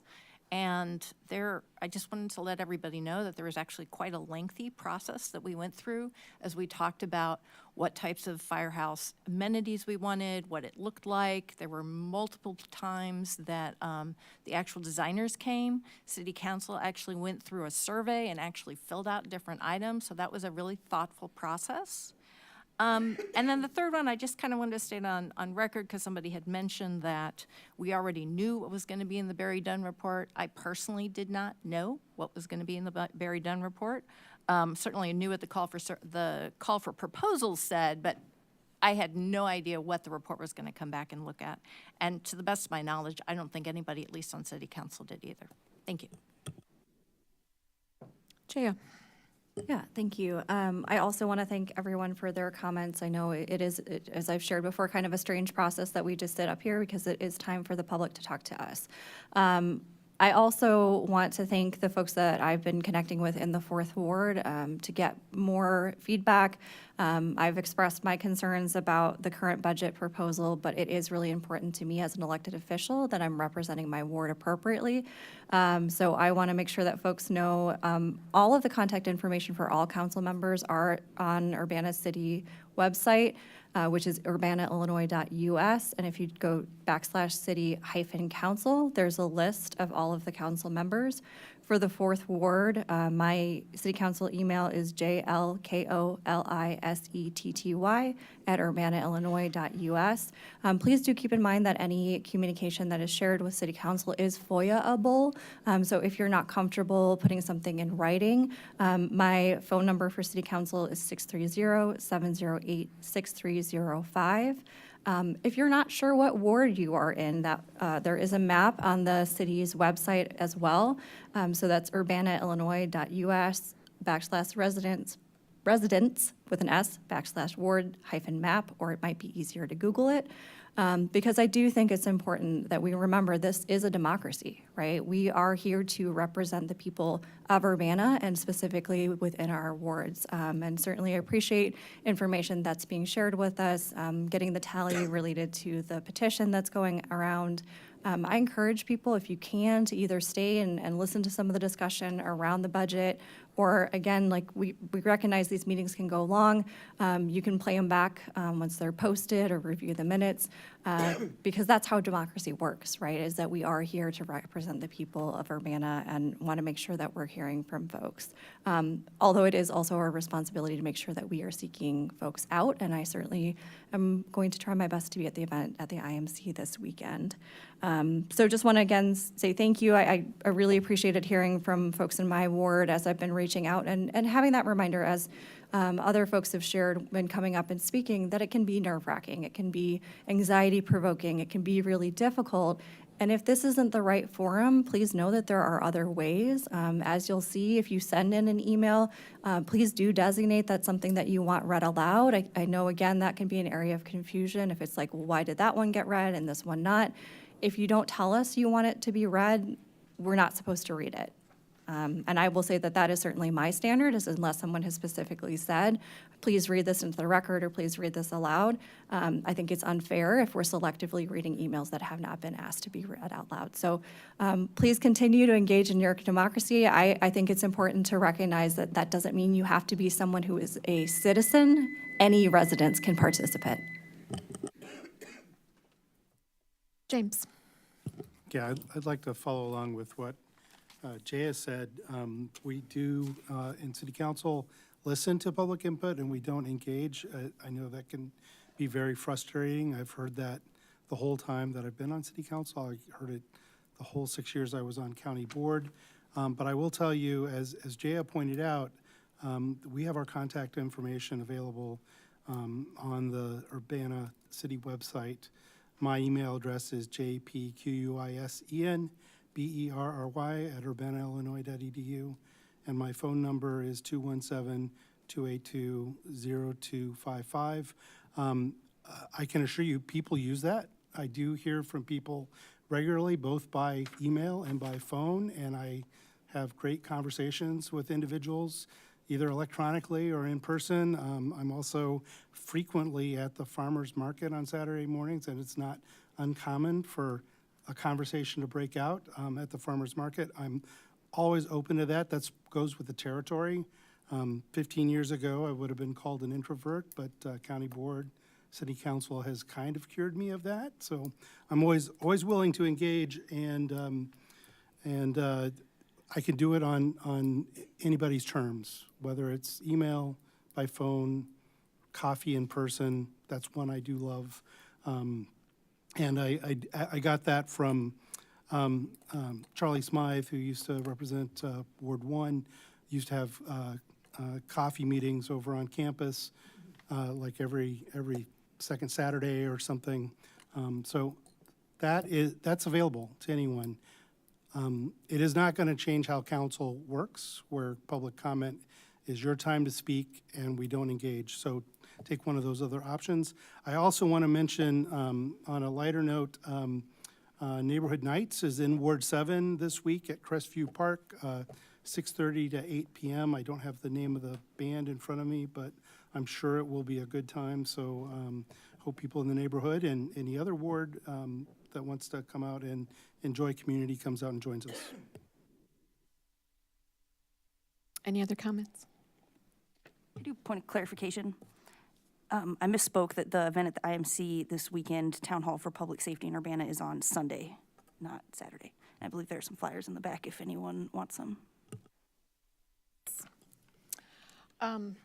Couple of announcements. One on Sunday, actually, unfortunately, at the same time as the event at the IMC, is the Juneteenth celebration sponsored by the Urbana Free Library and the Urbana Park District. That's where I will be. I promised I would be there, so unfortunately I will not be able to come to the IMC event. So, but for those who want to observe Juneteenth over the weekend, it's from 1 to 3 p.m. At King. Actually, I'm going to have to confirm the location. I've got 4 different events and I'm mixing up where this one is. But anyway, it is this Sunday and I will not be able to attend the forum.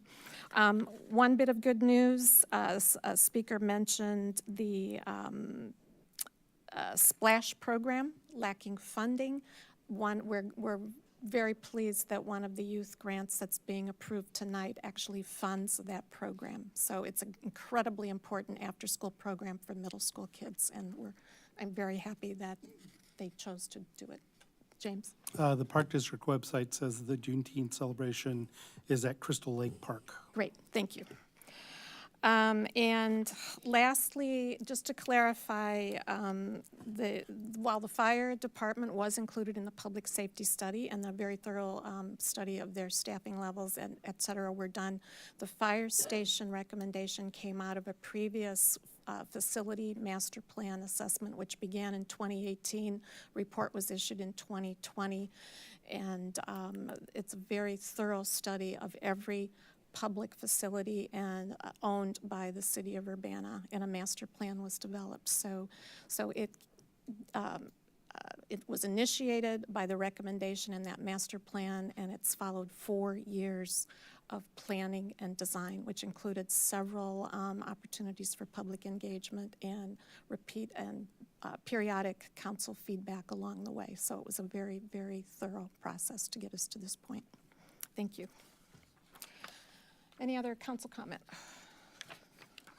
Okay, we'll move on to the report from the Committee of the Whole. Councilmember Colasetti. The Committee of the Whole recommends for approval the following items on the consent agenda. Resolution number 2024-06-032R, a resolution approving and authorizing the execution of a subrecipient agreement, Youth Services Agreement, Angel Youth Center, Beat the Street Teen Summit.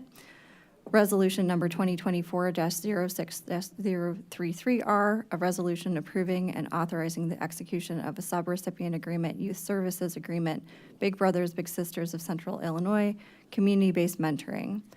Resolution number 2024-06-034R, a resolution approving and authorizing the execution of a subrecipient agreement, Youth Services Agreement, Cunningham Children's Home Residential Treatment Program.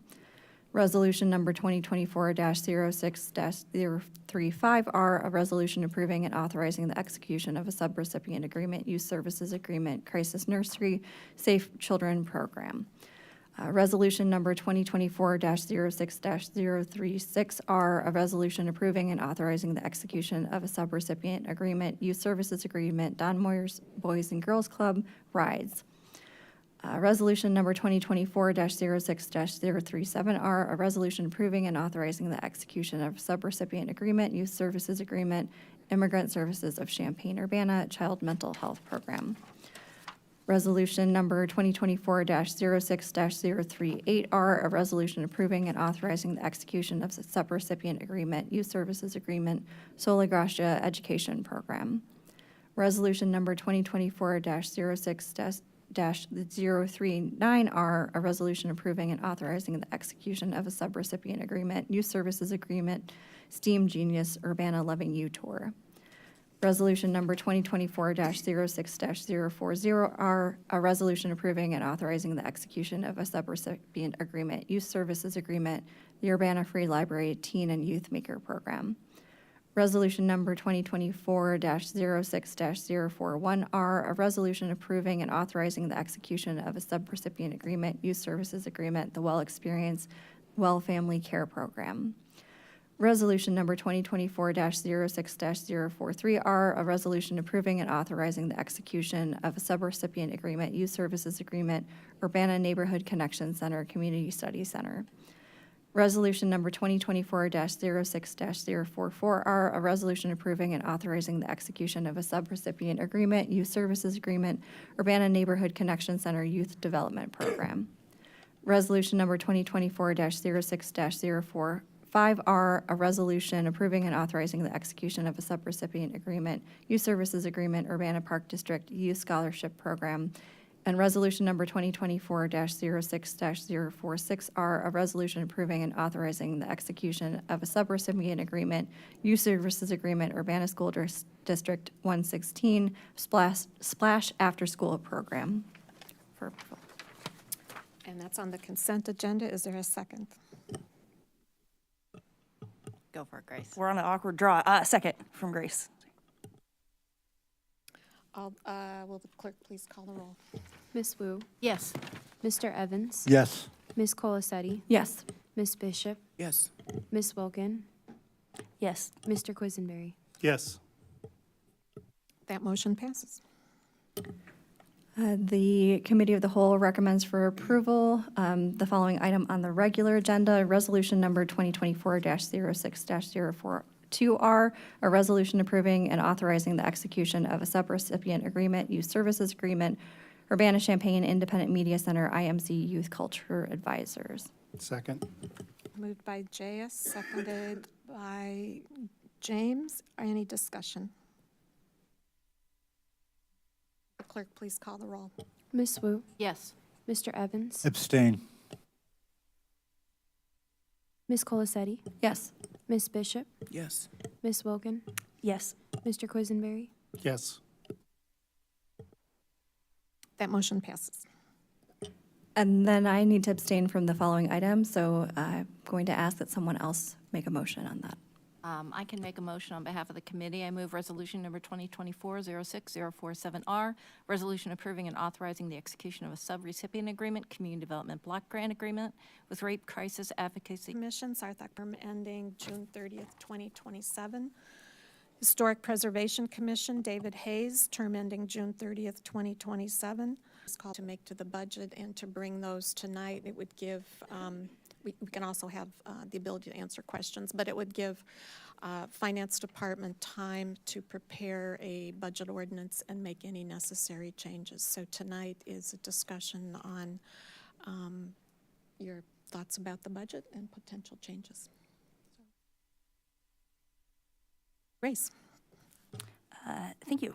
And you're saying not, no final actions or votes, which absolutely makes sense in the discussion, but we had talked about straw polls to get kind of gauge interest. That's still the plan? Right. We need to actually have a consensus to give direction to staff.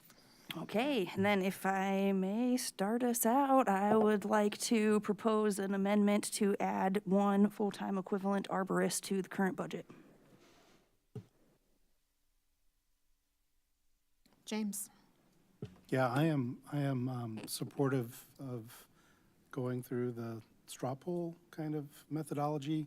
I do want to point out that with a straw poll with not having full attendance, that it may not actually indicate what might happen, so we do need to be cautious if it's 3-3 or something like that comes up.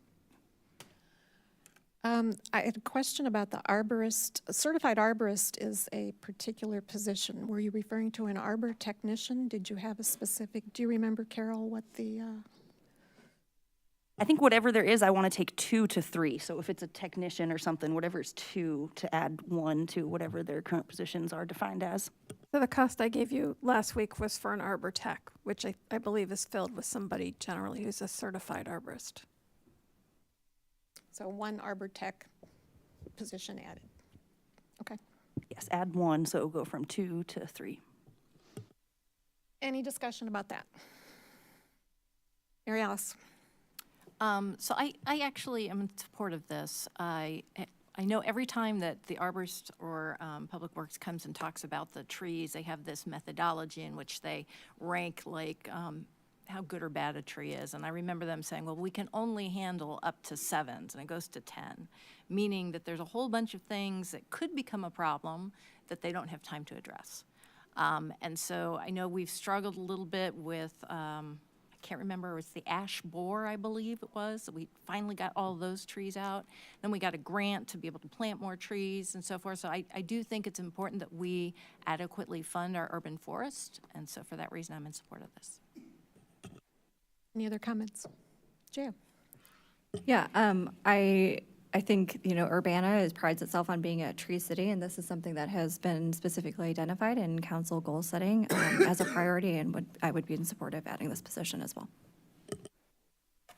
I am pleased to report that the vacancies in the arbor techs have been filled, so we do have 2 on staff, so this would bring on a 3rd person. If you're ready to do straw poll, thumbs up, thumbs down. Everybody thumbs up. Please put your thumbs up if you're supporting of this. 1, 2. Okay, it looks like it's unanimous.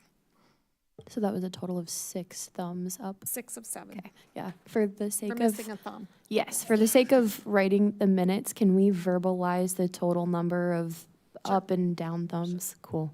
6 thumbs up, 0 thumbs down. Okay. Anyone else? We'll give other people an opportunity. Anyone else have something to add, suggest? Chris? Thank you, Mayor. So on page 2 of the February 5th, 2024 memorandum to council regarding budget amendment number 6, omnibus, it said, quote, as previously discussed, staff expects to issue bank-qualified debt for the fire stations. An amount of $10 million in debt would be issued in 2024 to comply with federal limits on bank-qualified debt. On page 21 of the proposed FY 2025 budget, it says under category 200 in the revenues over 500,000 section, where it describes capital replacement and improvement fund, line item 46400, quote, proceeds of long-term debt, it lists as the FY 2025 estimated amount as $10 million. On page 7 of the executive summary of the capital improvements plan for FY 2025 to 2029, dated May 4th, 2024, it says, quote, fire stations construction will be funded with $2.5 million from a previously awarded DCEO grants, along with $10 million in bond proceeds and $2 million of the one-time general fund transfer to CR and I in FY25. Therefore, a $10 million bond for fire station construction has already been approved by staff and council. That a construction bond was somehow reduced down to $9 million by May 15th does not make restoring the construction bond back up to $10 million irresponsible. In both the financial forecast presented December 11th, 2023, and the budget presentation of May 28th, 2024, the City of Urbana Financial Director said it was anticipated that Urbana City Council members might have financial expenditures they might wish to include in the budget. Therefore, it is appropriate and expected Urbana City Council members propose expenditures. All of the below financial proposals in this document align with what the Urbana City Council has adopted as its priorities and goals. To address some council members' concerns that the expenditures were too specific in enumerating which organizations were to receive funding, identifying organizations have been removed from the proposal. It is asked an up or down thumb straw poll be taken on simply setting aside the emboldened funding for the already approved goals. The emboldened sections are the proposals I submit to be voted on. Thank you for letting me speak.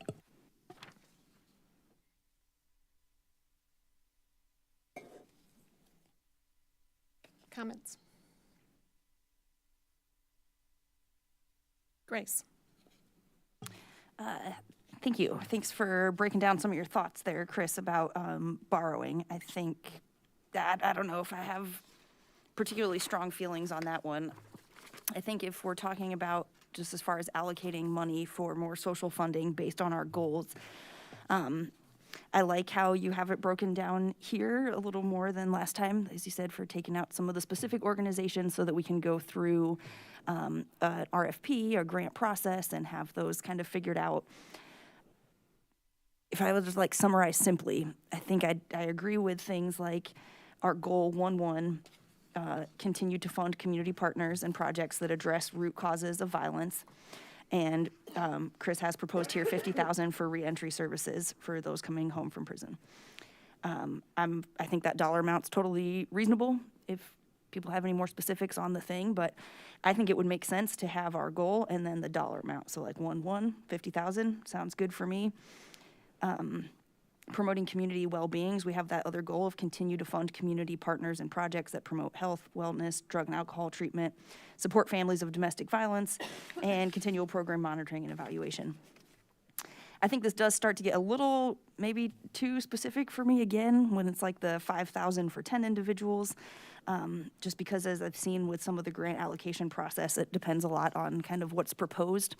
So I would feel more comfortable just keeping it a general amount of money, like say 150,000 for that goal.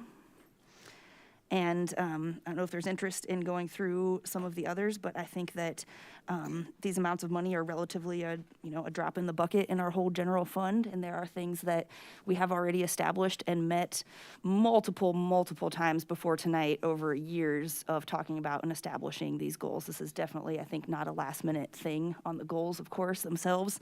And I think it would be reasonable to put a small amount of money to establish programs to allocate that money, and to, especially these goals, the only goal is to fund them. And if we have no money to fund, then we know we're not going to do the goal. So I think that it absolutely makes sense in that broad category to allocate money for our goals. Mary Alice.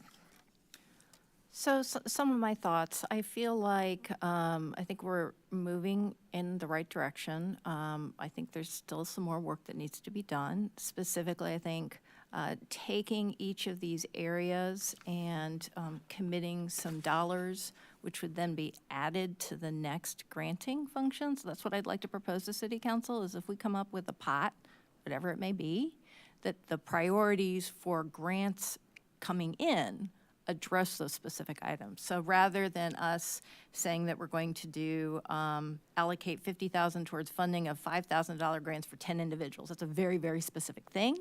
I would rather that we take these areas that we think we should target for this upcoming year and call for proposals for that specific thing.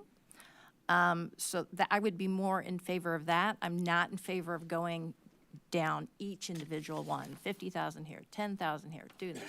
Now, all this said, I'd like to remind people that when we had the ARPA dollars, we had to hire somebody else to come in and do the whole process, to follow up the grants and the contracts and everything. And I don't know if we take it out of the existing structure that we have with the social service structure, if we'll have the staffing to do it. So I would rather see us talk about what are the areas that we want to be able to focus the dollars on this upcoming year, and I'd strongly advocate for us keeping it in that kind of social service funding model. Jaya. Yeah, I think, Mary Alice, you've kind of summarized some of my same thoughts. I appreciate you raising previously, too, the idea of we've got a pot that's focused on youth. How do we think about maybe serving the adults in our community? I think that, Chris, what you've outlined, to me, those are all good priorities, but I would suggest to make life easier, quite frankly, and make it more realistic the money is actually going to get out the door in a reasonable amount of time, to do something like what we do with the youth social services funding, which would be to have one streamlined process saying these are our priorities, or maybe what would be eligible for within that pool of funding, but not making it so specific that, if there's only one or two agencies that does that one particular thing and they don't have capacity at that given moment to apply for that funding, that we're then not funding that particular service where maybe we'd want to be funding something else.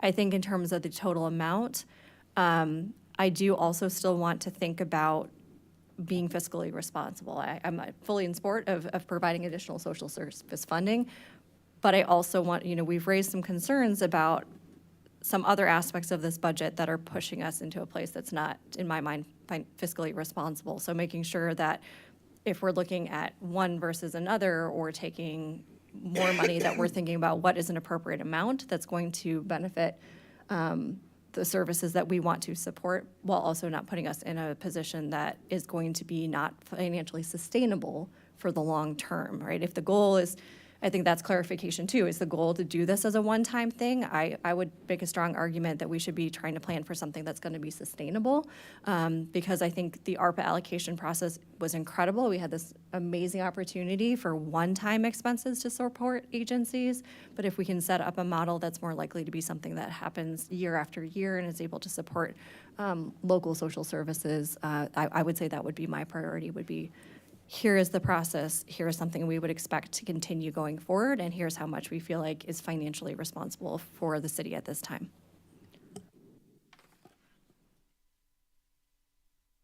Elizabeth. I just wanted to point out that 2 of these items I pointed out last week were potential TIF expenditures, and those are the small business grants and the downtown entertainment district, the public, $50,000 for public arts. So to the extent that you can fund those from TIF, it makes sense to keep your general fund money, which is much more flexible. James. Yeah, I think, what I said last week still applies. I'm not comfortable in doing this this way. I think this, speaking a little bit to Jaya's comment, doing these things out of borrowed money is not a great thing to do for operational. I'm sure people are going to say, but you're comfortable borrowing money for fire stations. Well, I am, because fire stations last 50 years. They're an asset that stay around. Funding operational programs out of borrowed money is a losing proposition in my mind in the long term. That being said, I do appreciate both Mary Alice's and Jaya's comments on this. I will say the thing that resonates with me amongst your suggestions, Chris, are regarding the Parkland College granting areas. We had a lot of conversations about SWIFT funding a while back, but this, and that didn't pan out because of capacity and for Parkland taking that on. But this is a more focused way to perhaps elevate Urbana youth to jobs in the community. I keep thinking about the pilot shortage, but I'm not as excited about that. I think you can do that at Parkland too. But those jobs don't stay in the community when people graduate from that. That's not saying we shouldn't think about supporting that, but it's just, it doesn't, build the community from a standpoint of that. So if we are talking about assigning some social service money to one or a couple of these areas and building that out, I think I can find my way to supporting that. I do appreciate the fact that when Chris brought this to us, he had a way to pay for it. Even though I don't agree with that way to pay for it, it's always good to come to the table with how you think you would fund it, and that includes also how you think you would fund it in year 3 or year 5 or so forth. So I'm not sure if that's helpful in an up and down straw poll thumb situation, but that's where I'm sitting with this. Jaya. Yeah, I think that's important clarification. I also do not want to use debt for this, just to be clear. I think I would be wanting to look at something more sustainable. Again, that's not going to have potentially a negative impact on the city. I also think Elizabeth's point about what is TIF eligible, I think those items should be considered separately from any potential new pool of social service funding that we're considering. Not that we shouldn't do them, but that we should think about where is the money coming from, right? Is there a way that we can use money that is available for the betterment of those parts of our city that doesn't take away from the general pool?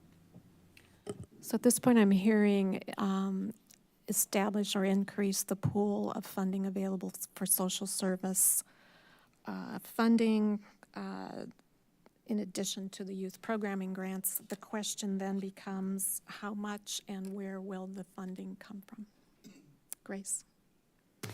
The thing that I definitely want to get into next, but I think is the elephant in the room and the key to this year's proposed budget, because it is where the vast majority of the reoccurring funds are going that we don't have available.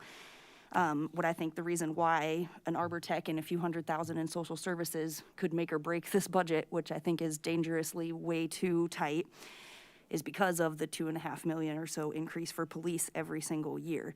So I think almost maybe before we get into too much of a dollar amount for that, I think it makes sense, and I would like to fund these social services.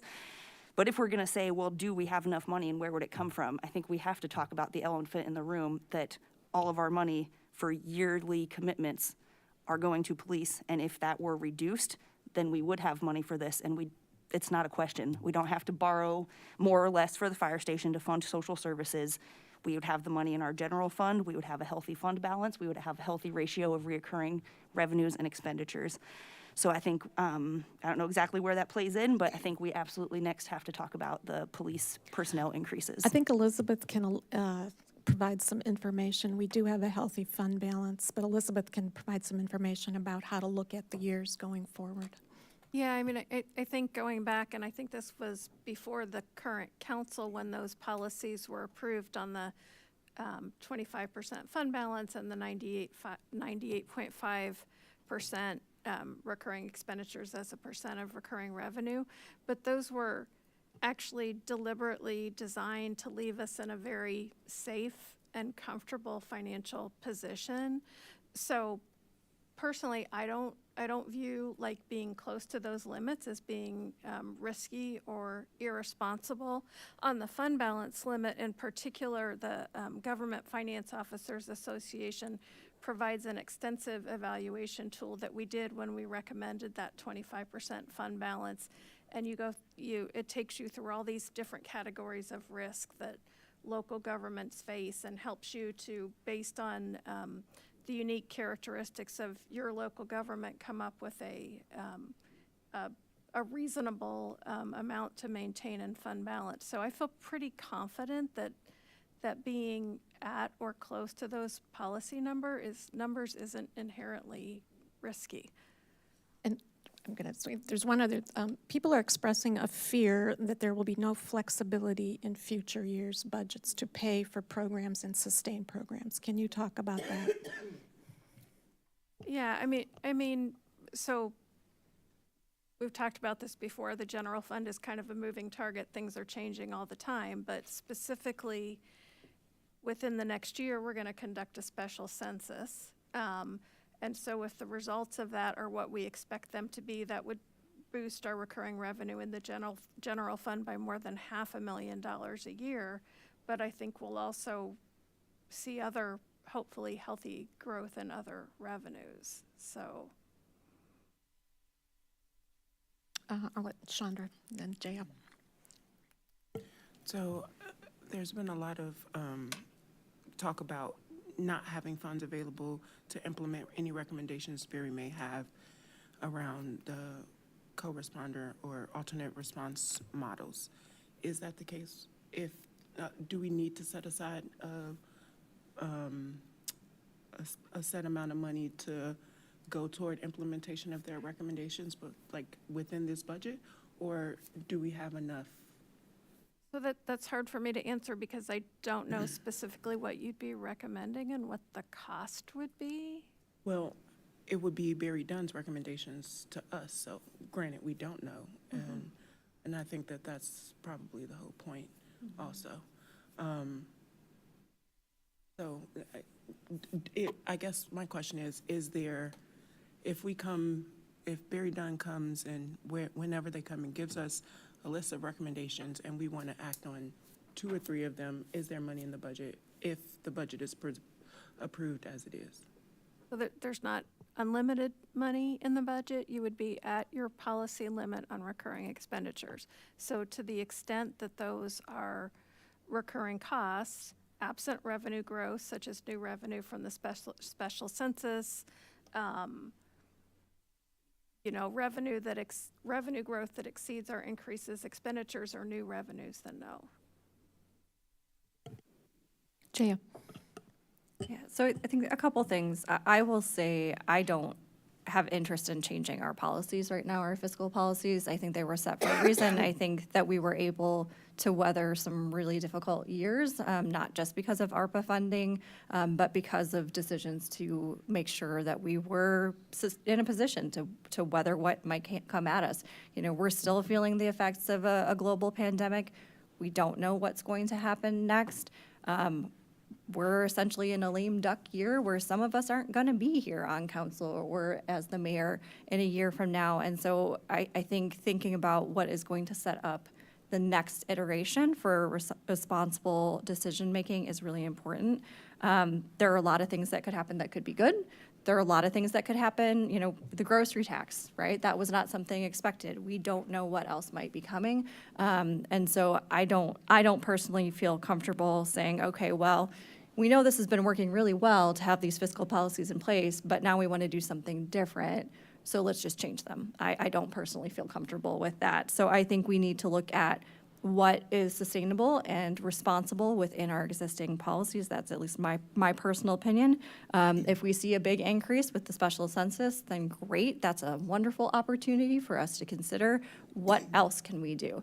And I think that as we're having this conversation, it's important to recognize that there's nothing that says there can't be a budget amendment during the year, right? Once we have more information, once we have maybe information from the special census, maybe it's information from the rest of the Barry Dunn study.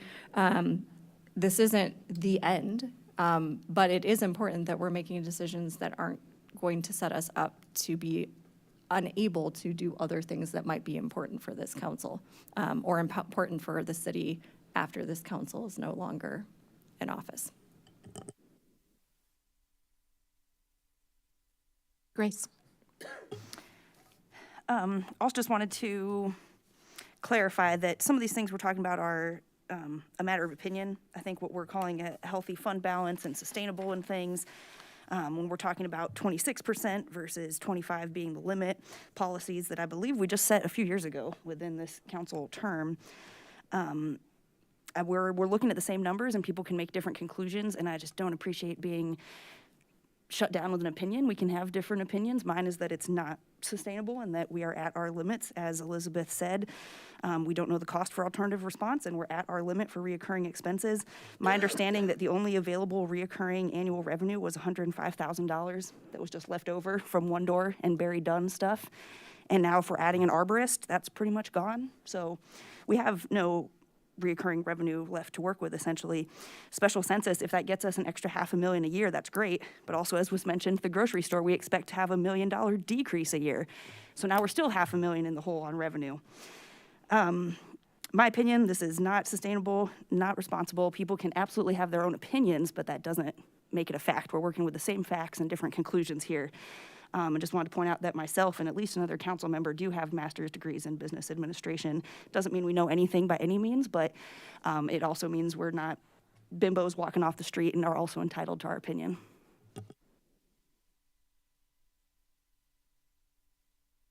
Elizabeth. Just for clarification, we already have accounted for the loss of the grocery tax. And so to the extent that we're going to receive that next year, we're not counting that as a recurring revenue. We're counting it as a one-time revenue because we know that's going away.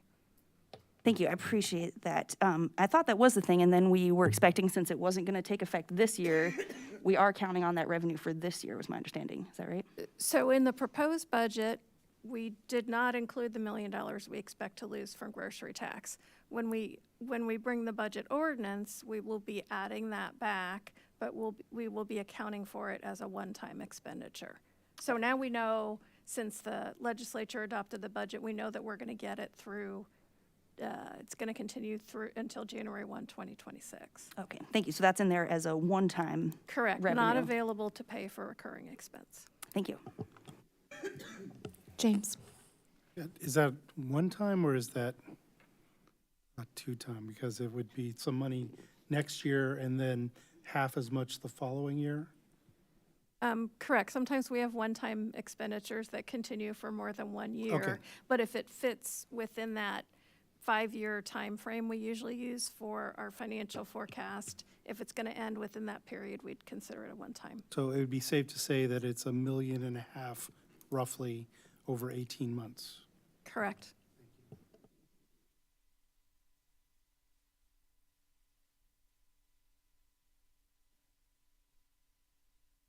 Any other comments?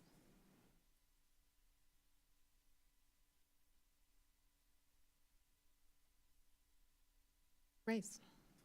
I don't know if we want to wrap up social service funding or move on to other ones. And it sounds like we were talking about similar but separate in addition to youth services, right? So this would be not necessarily youth services. I liked Mary Alice's thing of maybe focus on a council goal or two each year, for that. I don't know if I was thinking of an amount. I feel like 300,000 sounds reasonable to match the increased youth services social spending. It's maybe not all that Chris's request add up to, but I think that would be a good amount to get us started. Mary Alice? So one of the things with the youth services is that we also use CDBG funds. So I think to get us started, I think an amount of 200,000 I think would be appropriate because we wouldn't be relying on CDBG funds for these types of things. So. Jaya? Not necessarily weighing in that amount. I think that we're in a good range, somewhere between 2 and 3. But I would just say that my preference would be if we're going to set this up to try to set it up so it's not changing every single year what the priorities are. And I don't know if that's what you were suggesting, but partially just to help our social services, right? Because applying for a grant, it's never a guarantee that you're going to get that funding. But if you know that it's likely to have the same rules year after year, it makes it much more feasible to be able to hire with that or to start a new program or to, increase services where if you're like, well, I know they're doing it this year, but it's probably going to be something totally different next year.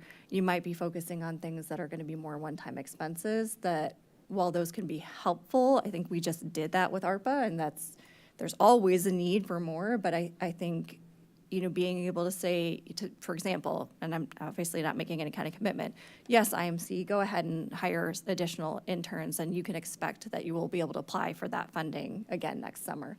Doesn't mean that we're saying you're going to get that money, but you can apply for it again. I think it makes it easier for social services to kind of plan out what the next few years might look like. Mary Alice? I did want to clarify. I do think that, if we have a pot of money for youth and we have a pot of number for X, I'd like it to be one process. It just saves so much time and it standardizes things. And I think it gives us a more holistic picture of kind of what we're funding and how they interact with one another. What I'm hearing a lot of is mitigate community violence. That's kind of what I'm hearing from lots of different people in lots of different ways. Right? And so I guess what I would say is that if we are going to expand the social services funding, I think that's the area that we should focus some of this on. So that's my 2 cents. Chris? Thank you. Elizabeth, I got a question for you. When the $10 million bond for the fire station construction was reduced to $9 million, didn't that $1 million come out of the general operating fund? Yes. It did. So it's not borrowed money. It's from the general, the million I'm talking about is from the general operating fund.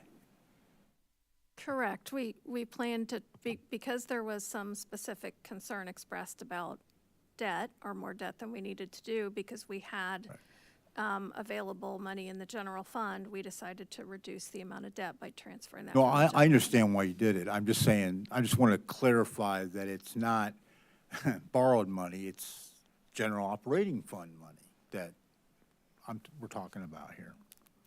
Correct. It would be general fund money that would allow us to Okay. reduce the debt from 10 million to 9 million. Correct. And it's also general fund money that allowed us to reduce the debt from 12 million to 10 million. Okay, yeah, okay.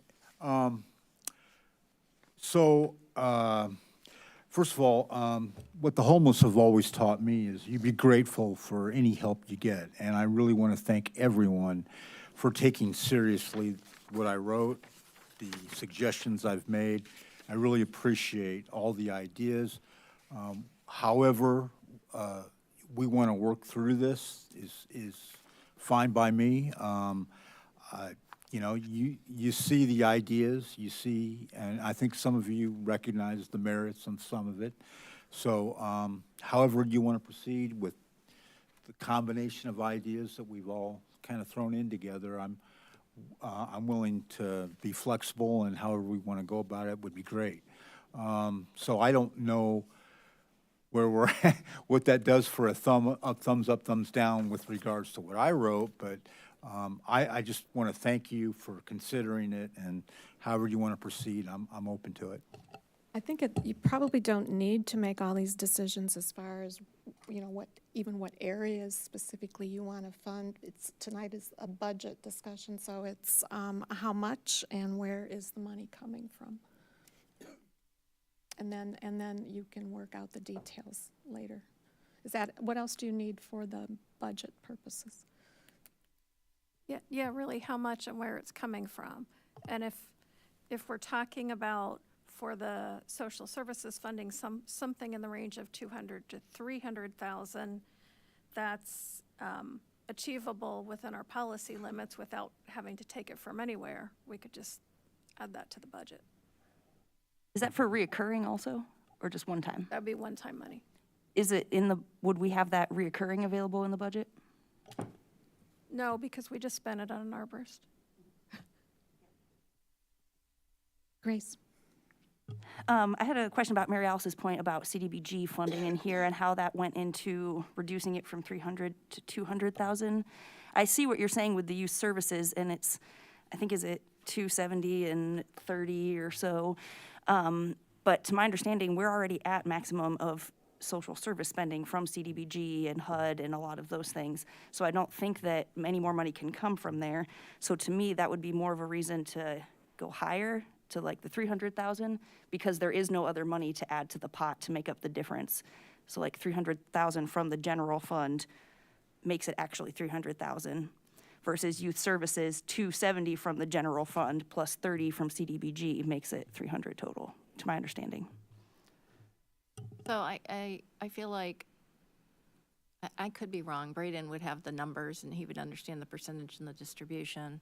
But in previous years, we've always had a certain amount from the general fund that went to the social services, plus some of the CDBG funds that would fund certain things, which gave us that overall number of 300,000. I just don't remember what the percentage breakdown was between the two. Yeah, I'm not understanding how that applies here because we're not going to have that. Won't have money. the CDBG funds, correct. Yeah. So that's why I'm saying I think it's appropriate to fund it at the same level from general, which would be approximately 200,000. That was my point. Okay, or we could double check. I think 270 currently. James. Yeah, I was just going to add that you're talking about a comparable amount from the general fund for this allocation to what is general fund for youth services, right? CDBG doesn't play into that other than making that a $300,000 total. And that amount is? I believe that it was 270,000 from the general fund and 30,000 from CDBG or close to that, and we can obviously check it That's all. correct. Okay. So would that be proposing, are we settling close to maybe doing a straw poll on 270,000 a year from Are the you ready general for fund? thumbs? And then also, sorry, can we clarify, this would be annually or one time? Are you asking for recurring or one time? I'm asking for recurring, I don't know about others. James. Yeah, I'm not concerned particularly if it's today, annually, or one time, because I believe we'll have the answer for things like the special census. We know that there's approximately 1.5 million that's not been accounted for, that's in a one-time opportunity basket, that we could do this for more than a couple of years out of something that's not recurring. And so I'm not particularly worried about it being recurring or one time or not, because I see the path to it being recurring, or at least supported until we have the revenue that makes it recurring. Elizabeth. And just to add on to that, the interest that we're earning on the ARPA funds is unrestricted. So in future years, when we're done with ARPA spending, we can take that interest, that whatever the council decides to do with that, they can do, but potentially that could be also allocated to social service programs. And that probably, I would think, over the entire period is going to be 800,000 plus. Jaya?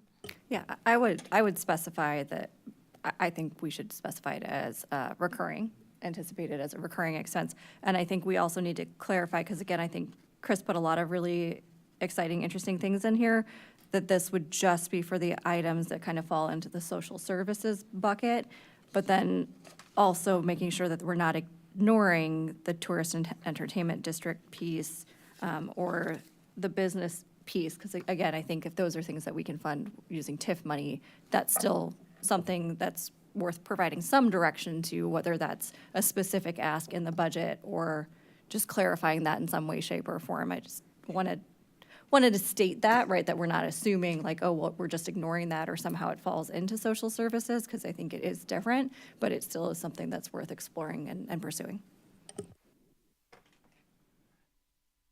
Okay, I'm hearing James. Mary Alice. So I thank you, Jaya, for making that delineation. I think it's important for us to designate this as social service funding. I think that's really important. I actually would prefer to have it a one-time. And the reason I want it to be one-time is because hopefully next year we will have a better sense of what exactly is going on, right? We'll know that we have to budget, the grocery tax is going away. Hopefully we'll have the numbers for the census and we'll know what that's going to mean impact. So I would prefer for us to just have it as a one-time for right now. At the end of the day, it might not matter, because if we have a new mayor, they might come in and say, that's no longer one time, or that's no longer reoccurring. So I don't know if it matters, but that's my preference. James?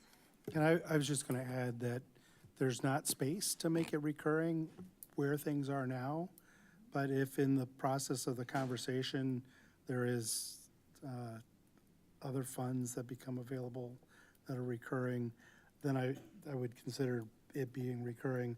If we say it's recurring, we are committing to finding $270,000 that is in recurring right now that won't be there.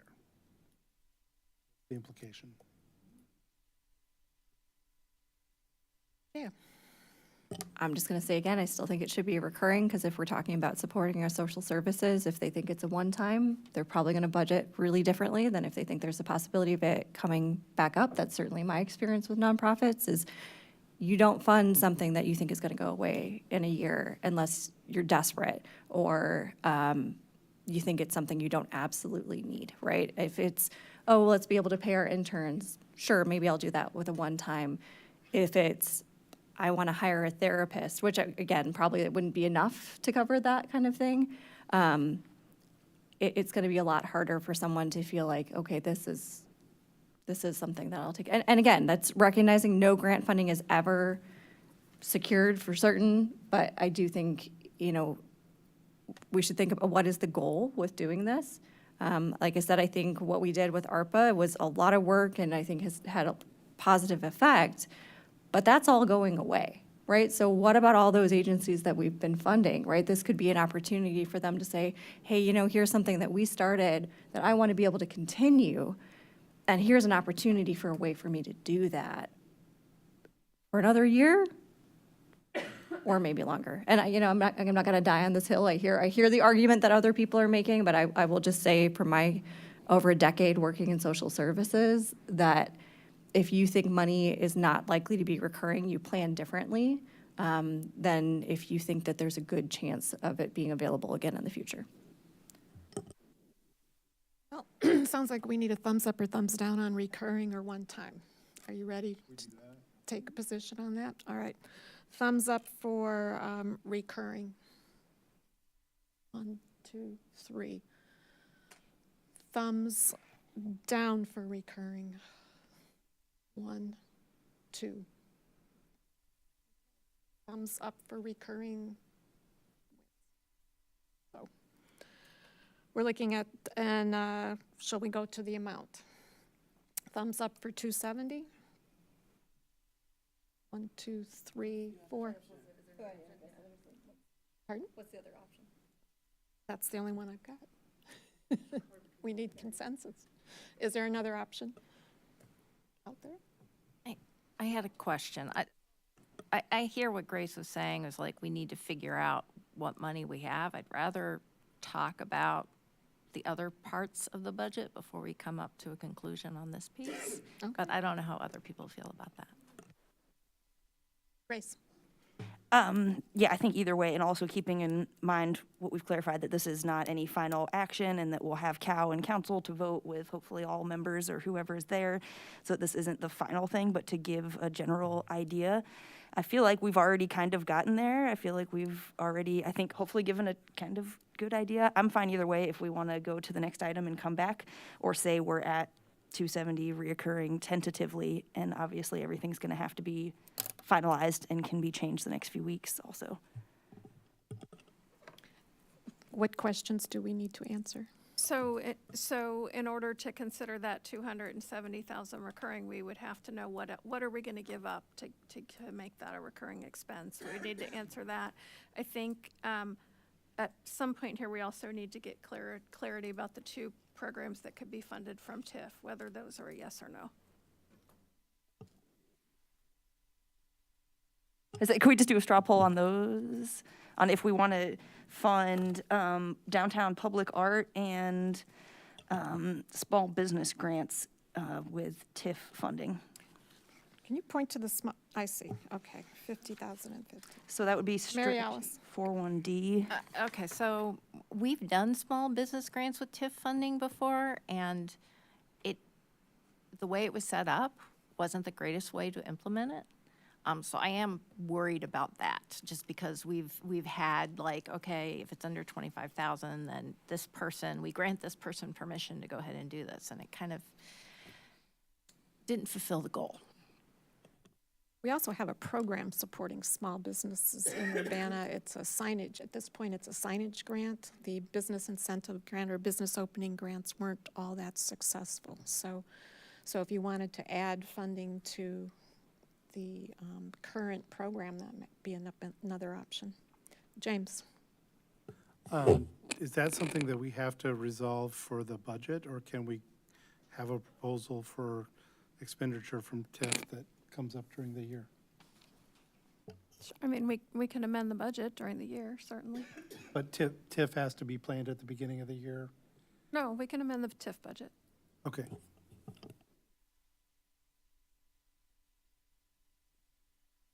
I have a point of clarification, but it would require an amendment. It's not like there's 14 million in the TIF, we can go ahead and use 1 million for this program. That would still come as a budget amendment based on how we're using that fund, is that correct? So there's a lot of detail behind the TIF budget numbers, but yes, if it's not there and we need it, it would have to come back as a budget amendment at some point during the year. Thank you. I just don't understand, because my understanding is that the TIF balance is there. And are we saying in here what we're spending out? I didn't see that. So the budget is primarily expenditures. It doesn't allow us to just spend fund balance, right? There still has to be an approved expenditure to be able to spend it. Are you willing to hold off? Oh, go ahead. So I'm going to make two suggestions. I think we should hold off on the tourist and entertainment district, and the other one, the small business loans. And I'd like to propose that that the new amount of money that we add to social service funding be 200,000. If we're going to be doing reoccurring, I'd like to have it be at 200. That's my proposal. Any comments on that? Grace? I think now we could do a straw poll between 200 and 270. That last one was kind of, I think, it got a little confusing because we weren't sure what the other choice was, but I think we could maybe clarify and say 200 and 270 and do a straw poll. Okay. Thumbs up on 200. 3, 4. That's 4. That's it then. Versus 270. You prefer 200 over 270. That was what your thumbs were for. Yes. 200,000 recurring versus 270 recurring. For social service. Correct. Yes. Okay. So we have 200,000 recurring for social service funding. and we're holding off on tourist and entertainment and small business grants to be determined later. Okay. Grace. I would like to propose another amendment to this proposed budget for FY25 with no expansion to police department personnel this year over last year.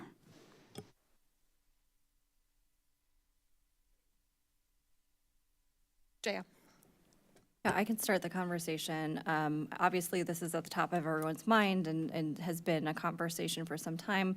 I had pieces of what's been proposed that I was open to, but I get, as I stated during council comment, I represent my ward, and I have not yet heard from anyone who is in support of any increase for the police budget, at least until the Barry Dunn study is done. That's what we said back in December, and I think that still is appropriate. We said we wanted to look at alternatives.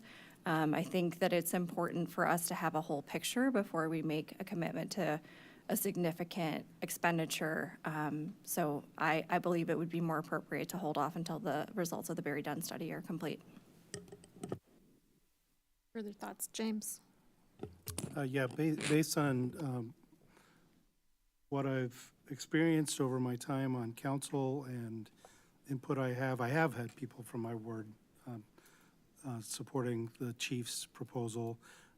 What I am looking to support is I think it's important that we take those two positions that have been, that I think are justified, which are the current interim deputy chief becoming permanent and the training sergeant becoming a position which, from my understanding, allows us to add 2 patrol officers, because those positions those are people that already exist, so what would be hired would be patrol officers.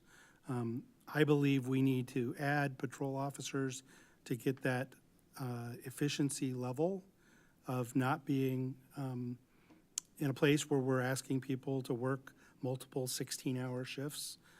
I've heard feedback from the community about not wanting to have police who are overworked, overtired, out in the circumstances that they work in. So the place, I can't support no increase, but I can look at an increase that targets those 2 positions that I think the justification of those positions has been well made, and the opportunity for it to show us through the patrol officers that would fill those gaps, to show us, how close we can get to a staffing model that is not susceptible to sprains, vacations, turnover, what have you, is where I want to be as far as growth for patrol. Mary Alice. So I'm going to try and not wander, because I've had a lot of conversations and a lot of thoughts about this. I've kind of thrown everything into 3 categories. So the big one that everybody's talking about is the alternative response, right? And from what I can tell from the budget, part of that has been these 2 non-sworn officers as part of that kind of alternative response. It's not all of it, but that was, I think, what was part of the proposal from the police department. The second thing I've been thinking about is, we do have the Barry Dunn report. People do disagree and agree with some of it. One thing we have to take into consideration are we have a certain number of calls for service. Okay, regardless if they're criminal, non-criminal, doesn't matter. We have community members calling 911 for service. And we have to either decide to tell them, no, we're not sending anybody, or we have to respond to it. So I'm thinking about the numbers in the Barry Dunn report just for the calls for service. And what does that look like in terms of the feet on the ground, the people who are answering those calls for service? Barry Dunn says that we need 7 patrol officers and 6 non-sworn officers. I hear everybody's concern, and I have a concern about the budget. We certainly can't support adding that amount of staff today. I don't think that that's feasible. But I also think that we can't ignore what's going on with the calls for service. And I want to specifically speak to the delineation between criminal and non-criminal, because I heard some of the public talking about this as non-dangerous. And non-criminal does not mean not dangerous. Okay, so non-criminal is just this classification. I'm not sure where it came from, but it's this classification. If you start digging into what is considered non-criminal, there are certain things that need to be addressed in the moment. So what do the police do? They get a call for service. They respond because it's something in the moment that has to be addressed. And that's what we're really talking about. What do we need as we build this alternative service to stabilize and ensure that our employees are not overworked and overburdened? So that's those. And then the third piece is what the chief is asking for in terms of the structure of what he's looking for in the department. So if I just look at the kind of the part of that structure and the patrol, just focusing on the patrol, I think it's appropriate for us to add 2, which is not 7, it's 2 patrol officers. And I think it's appropriate for us to also honor the request of the police chief for the new structure with the deputy chief of operations and then the field training officer. So, I mean, to your point, James, you had said the backfilling, I think we have to, because then we're decreasing, right? We're decreasing the boots on the ground. What I'm looking for is, do we have enough people who can answer the calls for service that we've been requested from the community? Grace. Thank you. Yeah, appreciate the discussion here. And I hear what you're saying, Mary Alice, that non-criminal doesn't necessarily mean safe. Also, in my opinion and personal experience, police response doesn't always equal safety either, and can put people in harm's way. And there's been more times when I've been afraid for the safety of the people I'm with to call the police than felt safer by doing so, depending on who you're with. And especially people with mental health issues are way more likely, I think, to be harmed, killed, arrested by police than they are to receive services. And I've seen that in homes, in schools, lots of places. So I know each situation is unique, and I think there's both sides of that. I also agree with avoiding such overtime from our patrol officers, but was really discouraged last week to hear that no matter how many more we hire, they're still going to be overworked. And I would like more information on that. That it seemed like what we were hearing from questions last Tuesday is that even with these 6 new patrol officers, their overtime would still go up slightly, and that no matter how many officers we have, there's just going to be more put on their plate, so they're still overworked. And I don't know what that number is so that we could reduce that overtime workload. That is what I would like to do, but I haven't got an answer on how or if that's even possible. I don't know if we can have staff input, if you would like to clarify anything or if that is the correct understanding from last week.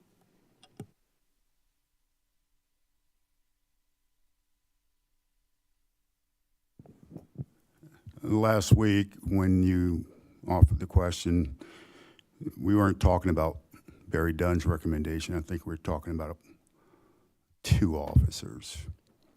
Now, if you're talking about Barry Dunn's recommendation, I can say definitively it would reduce overtime.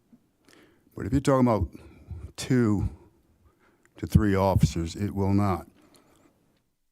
And could I clarify, I'm talking about what's in the proposed budget, the 6 additional officers, the community service responders, the new deputy, the new training, $2.5 million extra, and the overtime is still expected to increase over last year. It will not be as it has been in the prior years. I said it may increase a little because I'm going to demand more, because I have more. You're currently not doing things that need to be done because we don't have the staffing. Thank you. I appreciate the clarification. So I am hearing that even with more officers, they would do more work, so overtime would not be reduced. No department in the world, none, has reduced overtime. Okay, I think opinion pieces, and we'll get back to council discussion here. I think we saw a clear example with the fire department about how continuing the safer officers greatly reduces overtime, and I think that absolutely makes sense. This one, I'm struggling to understand how in the police department we can help them with this. I understand the fire department continuing the safer ones. That has a big impact on overtime costs that we could see with numbers and graphs. And with the police department, I have no idea what or if it would even be possible for our officers to not be overworked. It seems like no matter how many we add, they will still be overworked, and it will not significantly go down, which I find really unfortunate. I would support that, but it seems like that's not the case no matter how many we hire, is what I'm hearing. That's not what I'm saying. That's what you're hearing, but that's not what I'm saying. I am simply saying, in order for me to expand community outreach to ensure that we aren't responding to calls that we should not be responding to ensure that we are adequately staffed and rested, those are the numbers that I require. Or not just I, anybody that have any knowledge in police staffing will come to the same conclusion. Okay, thank you. I'm still not hearing anything different there. Anyone else want to comment that hasn't had a chance yet?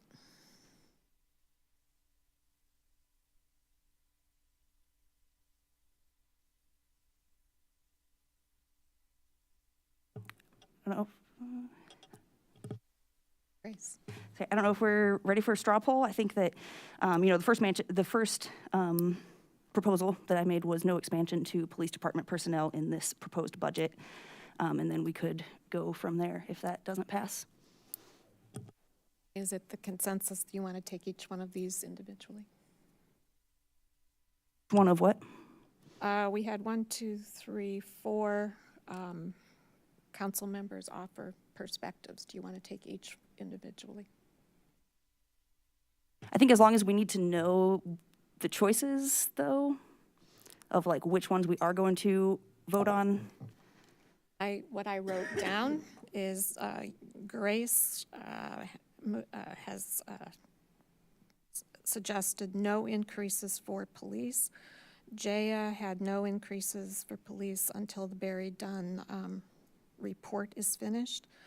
James offered 2 patrol officer positions plus backfill for deputy chief in training. Is that correct? Well, my understanding was that hiring the deputy chief in training would allow us to hire 2 patrol officers. So a total of 2. That would be backfilling. Okay.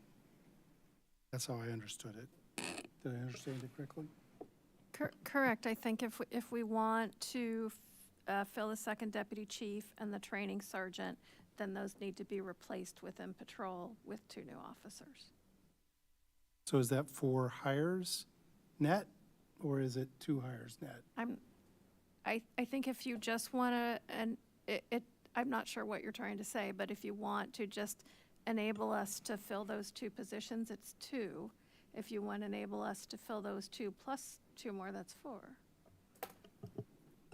Maybe this would help. It's no net gain in patrol. Well, if we expand the number of staff we have by 2, and those 2 positions are filled by existing staff, you're going to hire, you're not eliminating the jobs that they were in. Correct. It's, I'm going to try one, again, because I clearly didn't make the right distinction. It's 2 new FTEs, but no net gain in patrol.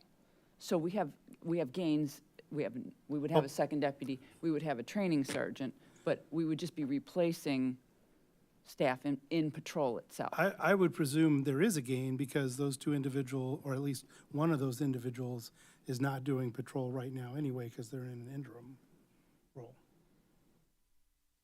That's Right? true. The, Yeah. the sergeant may be different because that does not exist right now. There's no interim training sergeant. Right. Now I'm getting a head shake. So I should clarify that my intent was that by adding those 2 positions, there would be an increase of 2 patrol officers. And that sounds like I should have stated that as hiring those 2 positions plus adding a patrol officer. Sir, Chief, did you need to clarify? So the interim is not an addition of a body. He is simply will be ascending to deputy chief. The training sergeant will come from an existing sergeant, but we would have to backfill that sergeant because that sergeant will have to promote for a new sergeant within, and that new sergeant will require a backfill. So in a sense, Mr. Quisenberry, the way you're framing it is just one body. One. I need to clarify so fill those 2 positions and add 1 patrol is what I meant to ask for, because I think we need at least 1 net new patrol officer, and I'm not sure where the deputy chief ascends from, whether that position gets refilled too, and does that create another? No, because currently. It's not a net new position, that's just a title change. That's correct. Okay. So if we kind of work backwards, James, your end goal is to have 1 net new patrol officer on the street. Yeah, well, no, I think my intent was to have 2 net new patrol 2 officers, net new. but I did not understand how the backfill would work. So I'm agreeing with Mary Alice at this point. I do think there is a value in taking a straw poll on Grace's suggestion. Yep, no, Because if there's a majority of the council that says no increase, spending a lot of time talking about what that increase looks like is going to be a challenge. Okay. Thumbs up for no new increase for police. 3. Thumbs up for, well, Are we doing it down? Because I'm also not sure if someone doesn't vote. It's like in the last ones, we did no versus yes numbers. I guess, I don't know if it matters. Can we just do a vote where thumbs up is yes and thumbs down is no? Just like, so. let's do all those who are in favor of no increase for police, thumbs up. Oh, sorry. That's hard to do.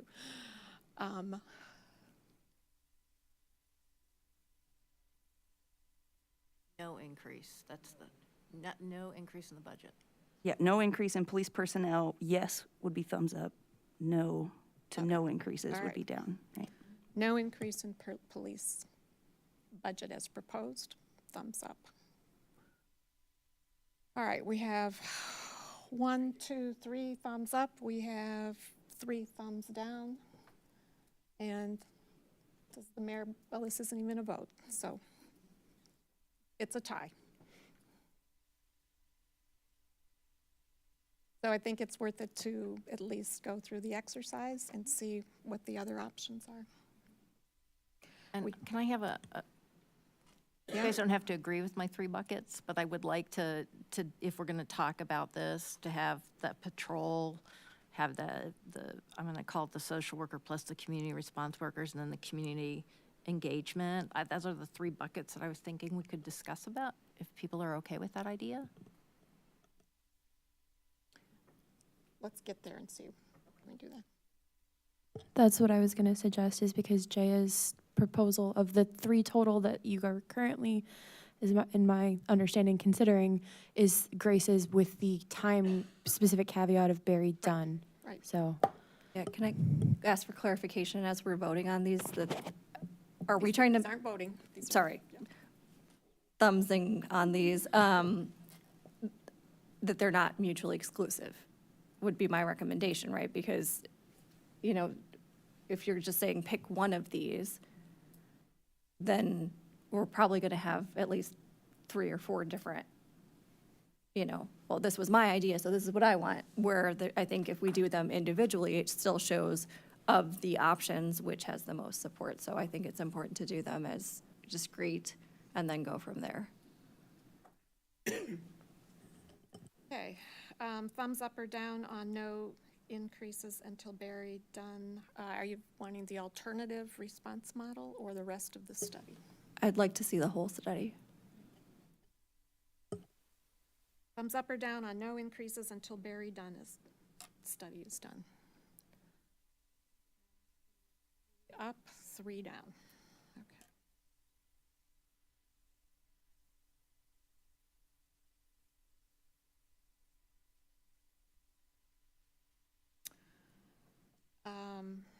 James's thoughts were on filling the deputy chief training sergeant position and adding patrol officers to result in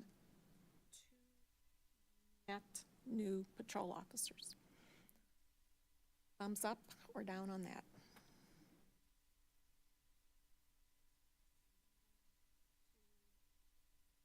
I'm sorry, may I have a clarifying question?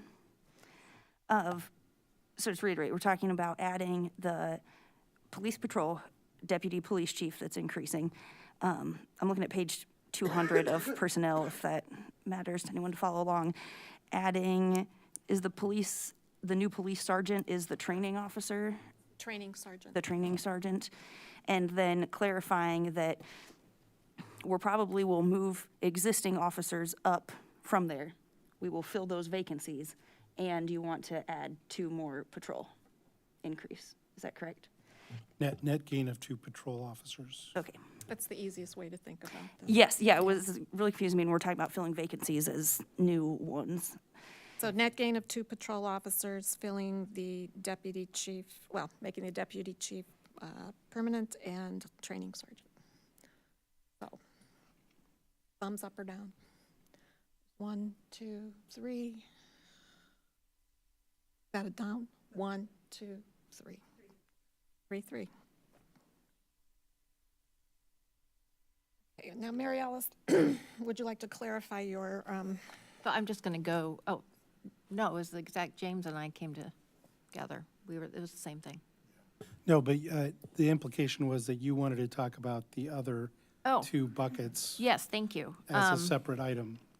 So there's the non-sworn officers and the social worker, and trying to be consistent in terms of maintaining what we have and alleviating some of the burden that we have. I feel like, even though I think at the end of the day, we're going to end up with these non-sworn officers and they're going to be doing stuff, I've heard enough from enough people that we don't really know what that's going to look like. And so I am in support of having the social worker, which we have right now. The funding has been through Rosecrans, which will end at the beginning of this fiscal year. And I think that social worker has been helpful. There's only 1. I mean, we can't do a lot with 1, but at least we can do something with 1. It would be a continuation of that program. So what I would like to suggest is that no to the non-sworn and yes to the social worker. and I would,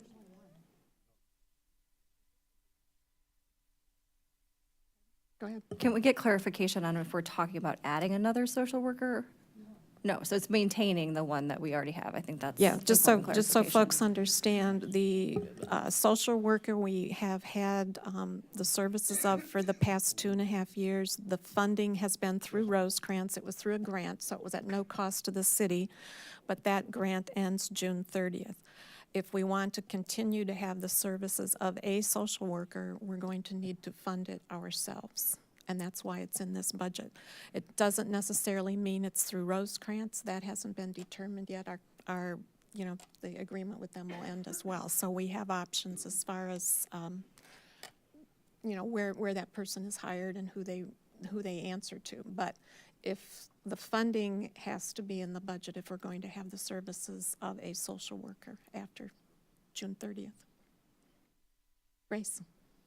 Are we talking about still for a follow-up model with the social worker? That's been their current role and what we would basically plan? like our current crisis co-responder team is, but again, Which is that- the follow-up model, Yeah. you're saying they're not on live calls, I think is an At this important point, no. distinction. Okay. I would like to propose add 1 deputy sergeant, 1 training officer, 1 additional patrol officer. Well, we were done with that one. We're talking about the social worker now. Is that it? Only the social worker? Out of that bucket. All right. Chandra?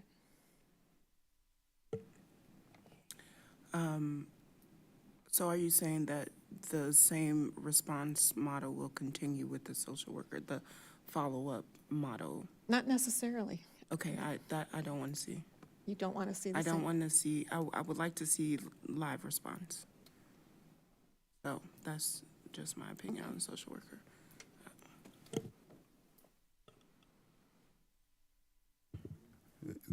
I'm sorry, folks, the live response is what we presented last week. CCRT follow-up plus live action is where we're trying to go to. Mary Alice? Chandra, I completely agree with you. I'd like to see a live response, but I don't think we can achieve a live response with 1 social worker. And so that's why I'm trying to take into consideration the desires of the public, the desires of the council, which is trying to stabilize things until we get that whole live model going, which is, I mean, I hear you. I completely hear you. It would be great if we had 24/7 and we had mental health workers and so forth being able to be out there and to serve the public. But I don't think we're there yet. That's my point. Jan? Yeah, I mean, I had concerns about the creation of this model to begin with, but I don't think we're ready to develop something else. Oh, I would be comfortable with putting it as a one-time fund for another year while we get the results of the Barry Dunn study, but not making a commitment to any kind of expansion with, the additional positions, because this might look totally different. I 100% agree that it's something I'd like to see as a live response. But because we've seen some positive impact, I don't want to see that go away before we have anything else in place. Are you all right with the one-time expense? So it's on the floor now for thumbs is a one-time. Can I just clarify, if it's a one, so currently we have this in as a staff position. If it's a one-time expense, nobody's going to take that job. So if we do this as a one-time expense, then we would just move it into a services line and we'd contract for that.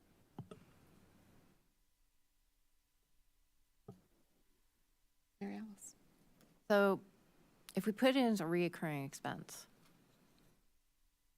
we will have something where we will have social workers. I don't know where it's going to be housed. I don't know what it's going to look like, but we'll at least have one. So I would be fine with making it a reoccurring expense because we know that that picture is going to change when we have a better understanding of what that model is going to look like. And I hear you, we have different positions at the university, which is visiting.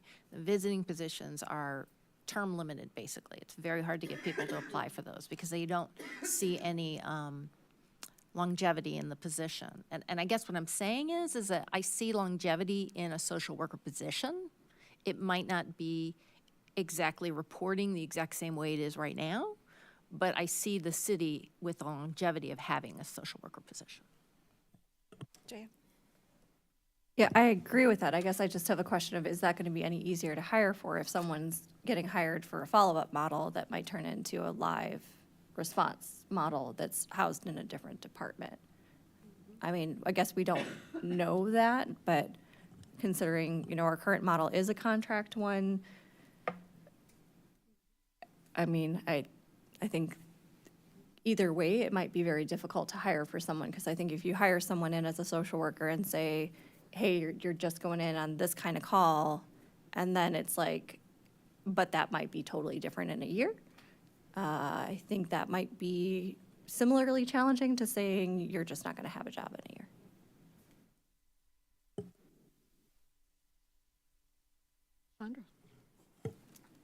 So the current social worker works for Rosecrans, correct? Correct. And once the funding runs out, they'd still work for Rosecrans, The- correct? Do you have any more information? As I understand it, the individual who has been working with us is actually taking a job. He's moving out of town anyway, so there will be a new person if we renewed a contract of some sort with Rosecrans. So Excuse either way, me. we'll have somebody new. The existing social worker, his name is Ruben. He works for Rosecrans, and he is separating from Rosecrans, as I understand it, at the end of June. So they're not going to have a person at the end of June. They would have to bring in another staff member to fill that role. Because my thought was, if we wanted to do it one more year the same way, pay Rosecrans whatever amount of money for his salary, and then Rosecrans would pay him to continue it the same way for a year. But if he's going to be gone and there's a new person, then that's moot.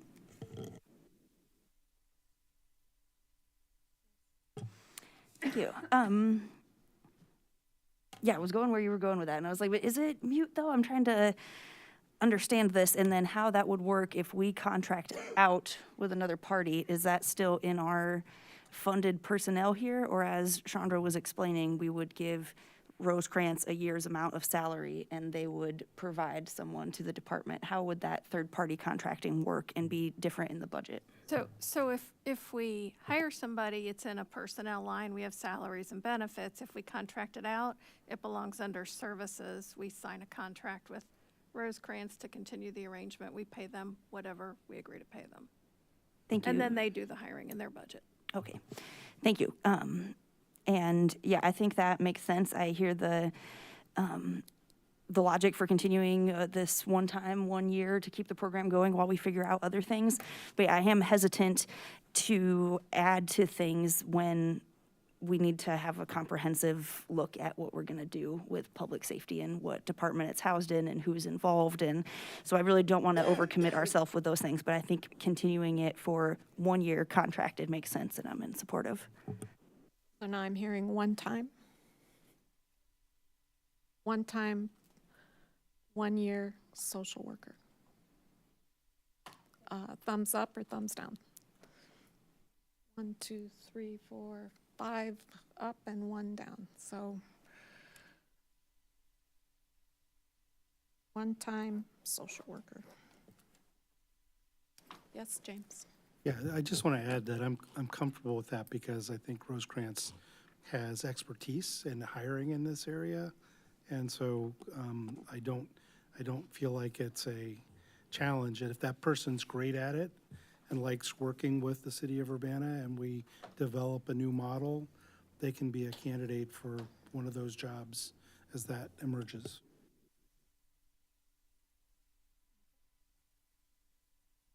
Mary Alice. All right, so my third bucket is the community engagement office. And so my thoughts are on this, that I think that we've heard a lot about, both during the interview process, the town hall, meetings with the chief, about his vision for having a community engagement office. And I know, Jaya, that you're not a fan of let's try something. I know you're not a fan of that. But I do think that we should allow the chief to have this community engagement office. I don't know if 3 is a really heavy lift, but I think 1 is too little. I think it's too little because if you're building something new, you need to have multiple minds at the table. And so I would like to propose that the pilot program be for 2 community engagement officers.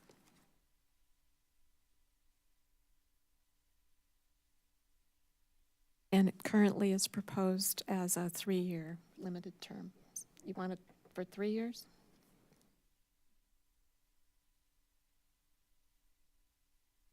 Comments? Go. Yeah, I guess I just asked the question of why did we waste all this money of taxpayer money on Barry Dunn if we're just gonna randomly try things and see what sticks? I understand and I respect the expertise that's going into this, but we engaged in a process that was supposed to give our community members an opportunity to weigh in on what an alternate response could look like, and that's not done. So I don't feel comfortable developing a whole new program or department before we're even have the results of what options are out there. I think that's something that's really important, that community members are part of that conversation. We've had conversations, including with Barry Dunn, about having a panel that would be involved and kind of ascertaining exactly what would be the right fit for Urbana. Like I said, I know that there's some benefits that have come out of the let's try it and see. I still don't know that that was the best model that we could have come up with. And I think now if we just move forward and say, we're just going to try another thing and see what happens, I think that it's a disgraceful waste of taxpayer money, that we spent all this money on an imperfect study that's not even done yet. Grace? Thank you. I definitely agree with that sentiment that we need to do the study, or what's the point if we're going to come up with our own thing anyway. I feel like I need a lot more information about this. Like what building would it be in? What resources would they offer? What would be the plan? What would be the community collaboration in establishing and continuing this program? And I think that those are all not conversations for the budget, as we've been told on plenty of other items, that the budget is just about the money, not about creating whole new programs. So I think that we don't have the information we need, and it's not the appropriate time and place, even if we did have the information, to be discussing it in the budget. I think that we can always do a budget amendment later when we come up with a cohesive plan. But I have not seen nearly enough justification or planning for something like this and what it would entail. James? Yeah, I can certainly understand some perspective here. One of the things that was on my mind last week was that we, instead of like investing in these different areas now, that we should be holding some money aside for what happens when we get the full Barry Dunn study back. We got a lot of data through the Barry Dunn study. It's clear there's people that have different interpretations of that data, feel differently about how it's presented, but it is organized in a way that provides a lot of the components that we needed to look at with regard to what the work is there. One of the things we didn't have when we decided to pursue the Barry Dunn study is a police chief. And I'm a little uncomfortable with characterizing this as trying something and seeing if it sticks. We have someone who has an experience with community engagement in their previous role, many years of experience with that. So I don't feel like supporting this is trying something that we've kind of come up with out of the blue. We're using our expert, who we've brought here to lead us in this, to follow a path that they think will help. So I'm going to be comfortable supporting what Mary Alice has suggested, because I think it's the scope that we should be shooting for, not quite as big, but starting out. And I do feel like it's a challenge because it limits our future with what we get from the remainder of information that comes from Barry Dunn. I'm just not confident that the individuals that come and talk to us, like tonight, are going to take that recommendation and support us doing something with it either, because of how some of them have soured on Barry Dunn for various reasons. So I'm going to thumbs up this, but if it doesn't work out, I do think we have to think about how we would achieve alternative responder, other items that we think need to happen if we do get a recommendation that we like. Any other thoughts? Chris? Yeah, the community engagement model that has been proposed does not align with the 21st Century Policing Task Force report. In fact, it's the opposite. So I can't support community engagement as it's presented. It is not supported by the task force at all that way. Can you expound on that specifically? Page 45 or 46, I'll send it to you tonight. I will tell you right now, there's no way may I finish? Yes. The 21st Century Police Force does not address community relations. It But- certainly does. Not in the form that you're proposing. You don't understand how I'm proposing it. That's the hiccup here.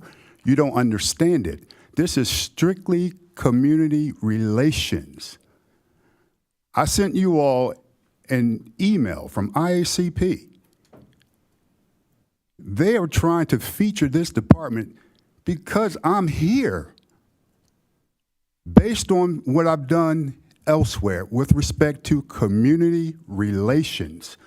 Folks, there are 18,000 police departments in the world, and they want to focus on Urbana as one of the police departments next year in Boston at the IACP conference.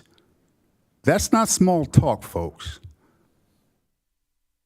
So I'm going to go on the record. I will guarantee you the 21st Century Police or the President Task Force talks about community relations.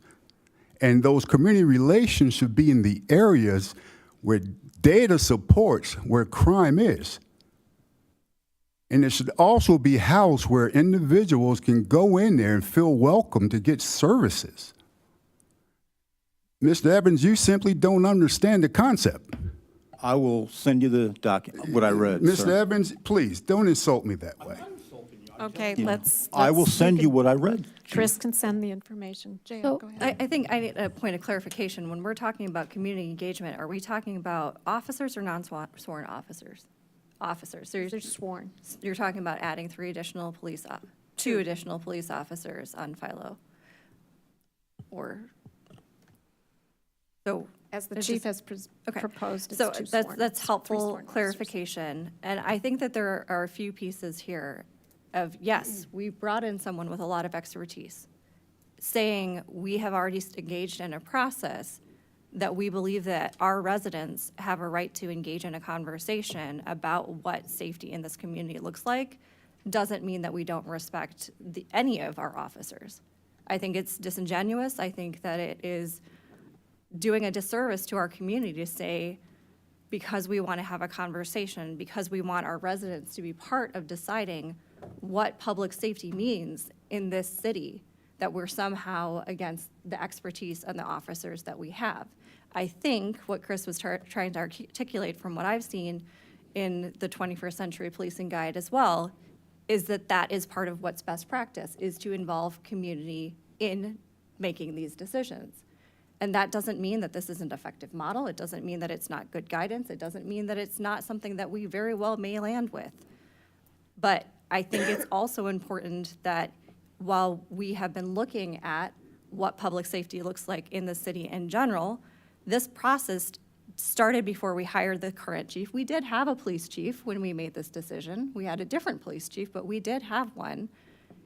And I think it's also important to think about the fact that it's important to respect the environment and the city that you are coming into when you are bringing expertise and thinking about how it fits within the context that you are in as well. And I'm sorry, Darcy, yes, I know we're time. Yeah, I was just going to note that the time is now 10:26 per our computers. I know my clock on the dais is off by a minute, but my watch also has 10:26, so we will need to have a Is there a motion vote. to extend Yep. to 11? I'll motion to extend to 11. Second. All those in favor?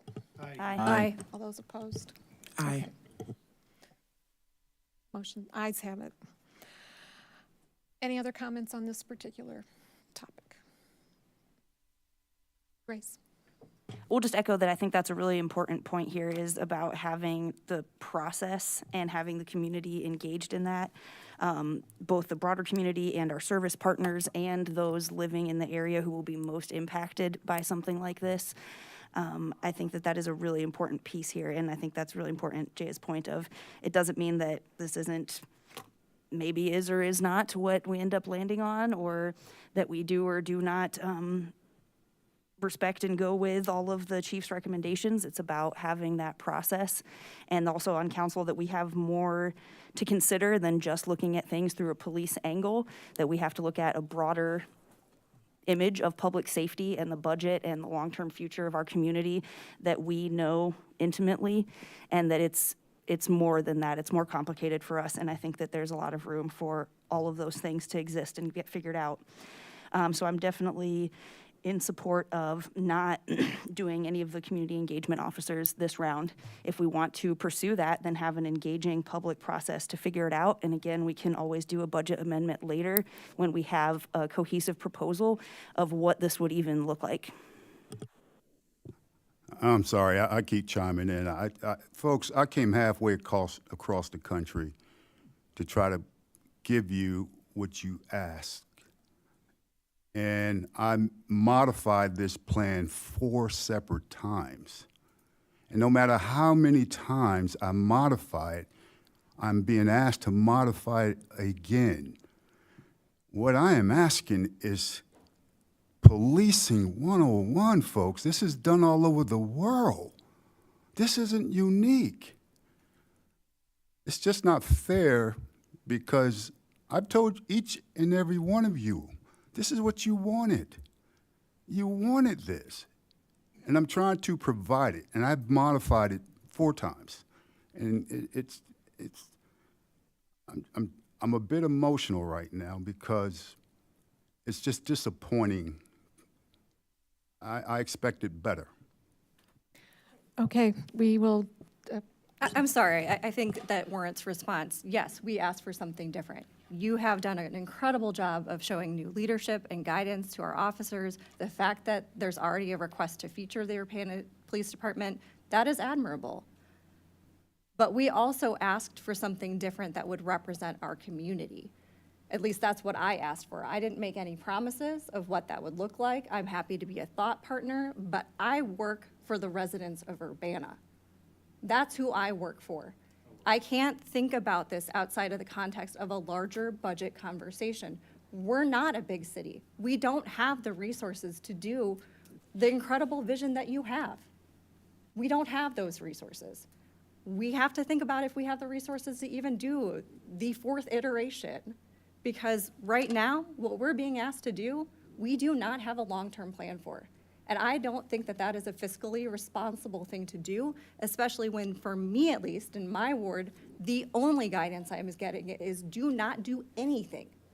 Do not increase at all. There are going to be times as public servants that we don't agree with the things that some of our residents are saying. Night after night, we sit up here and we hear things that can be personally offensive. We hear things that might not be factual. We hear things that we disagree with. But that is our job, is to listen to our residents and decide how do we take that information from the wide range of individuals that we represent and put that together in a way that is fiscally responsible, morally responsible for this city. And I understand you made a big sacrifice to come here. We wanted you to come here, but we expect you to be a team player in deciding what is right for this city, or at least I do. any other comments? That requires a response with respect to team player. I think I said I modified my plan 4 times. I understand the 3 years. I took all that into consideration.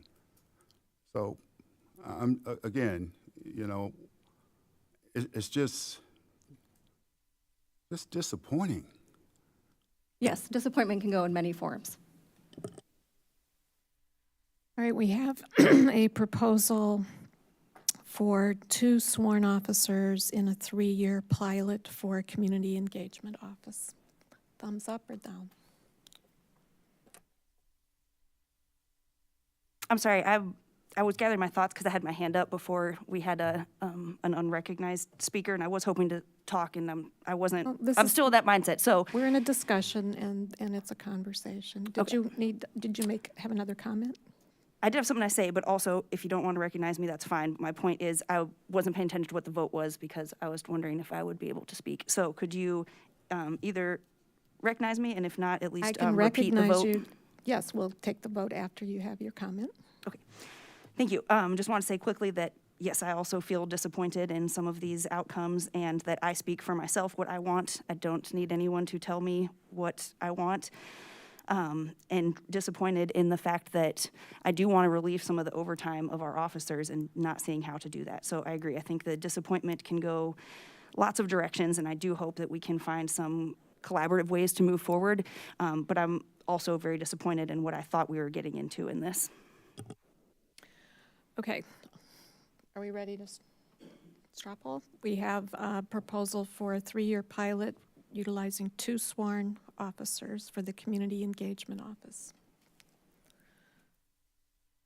1, 2. Chandra, were you going to vote?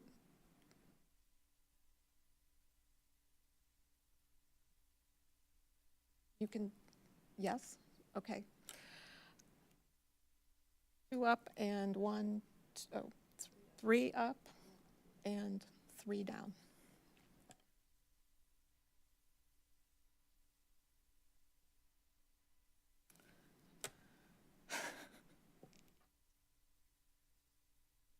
James.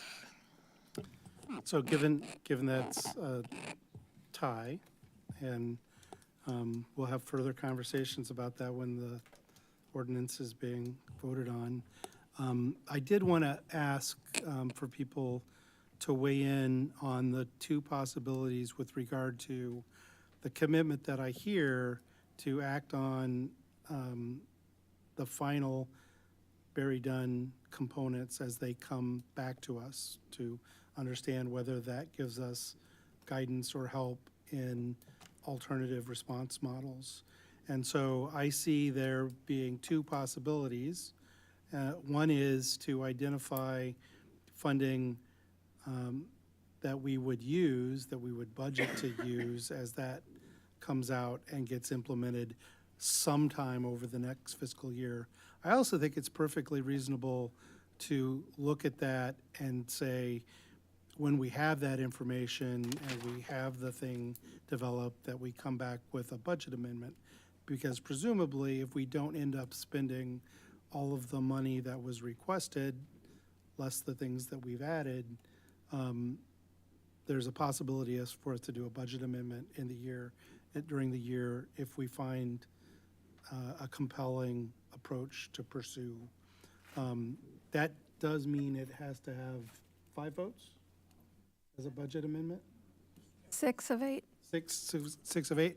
So we would have to hold hands and walk forward in that circumstance because it takes a supermajority. But I think those are 2 possibilities, and I don't know that the question of which path to walk can really be determined until we know what the outcome of the things that we've kind of deadlocked on tonight turns out to be.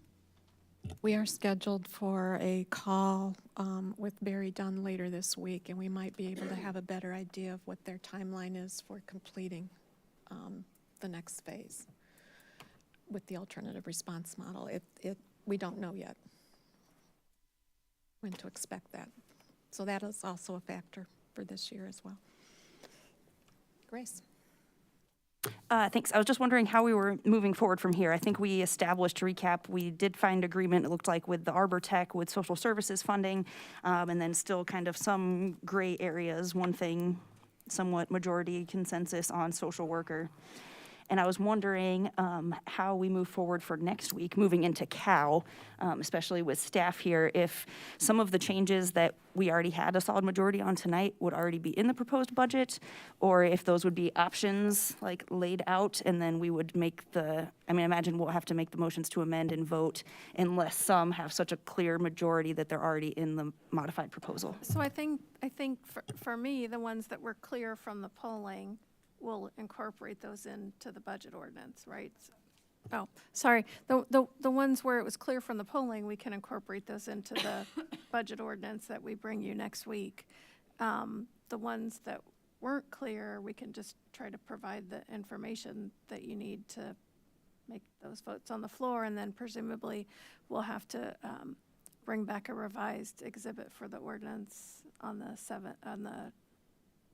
24th. Yeah. And just to summarize for the public, the clearly polled items were adding one Arbor Tech, allocating $200,000 social service funding with tourist and small business grants to come out of TIF, and then 1 year non-recurring social worker position. Are we all, that makes consensus? All right. Okay. I don't know about you guys, but I'm tired. With no further business before the council, we'll stand adjourned.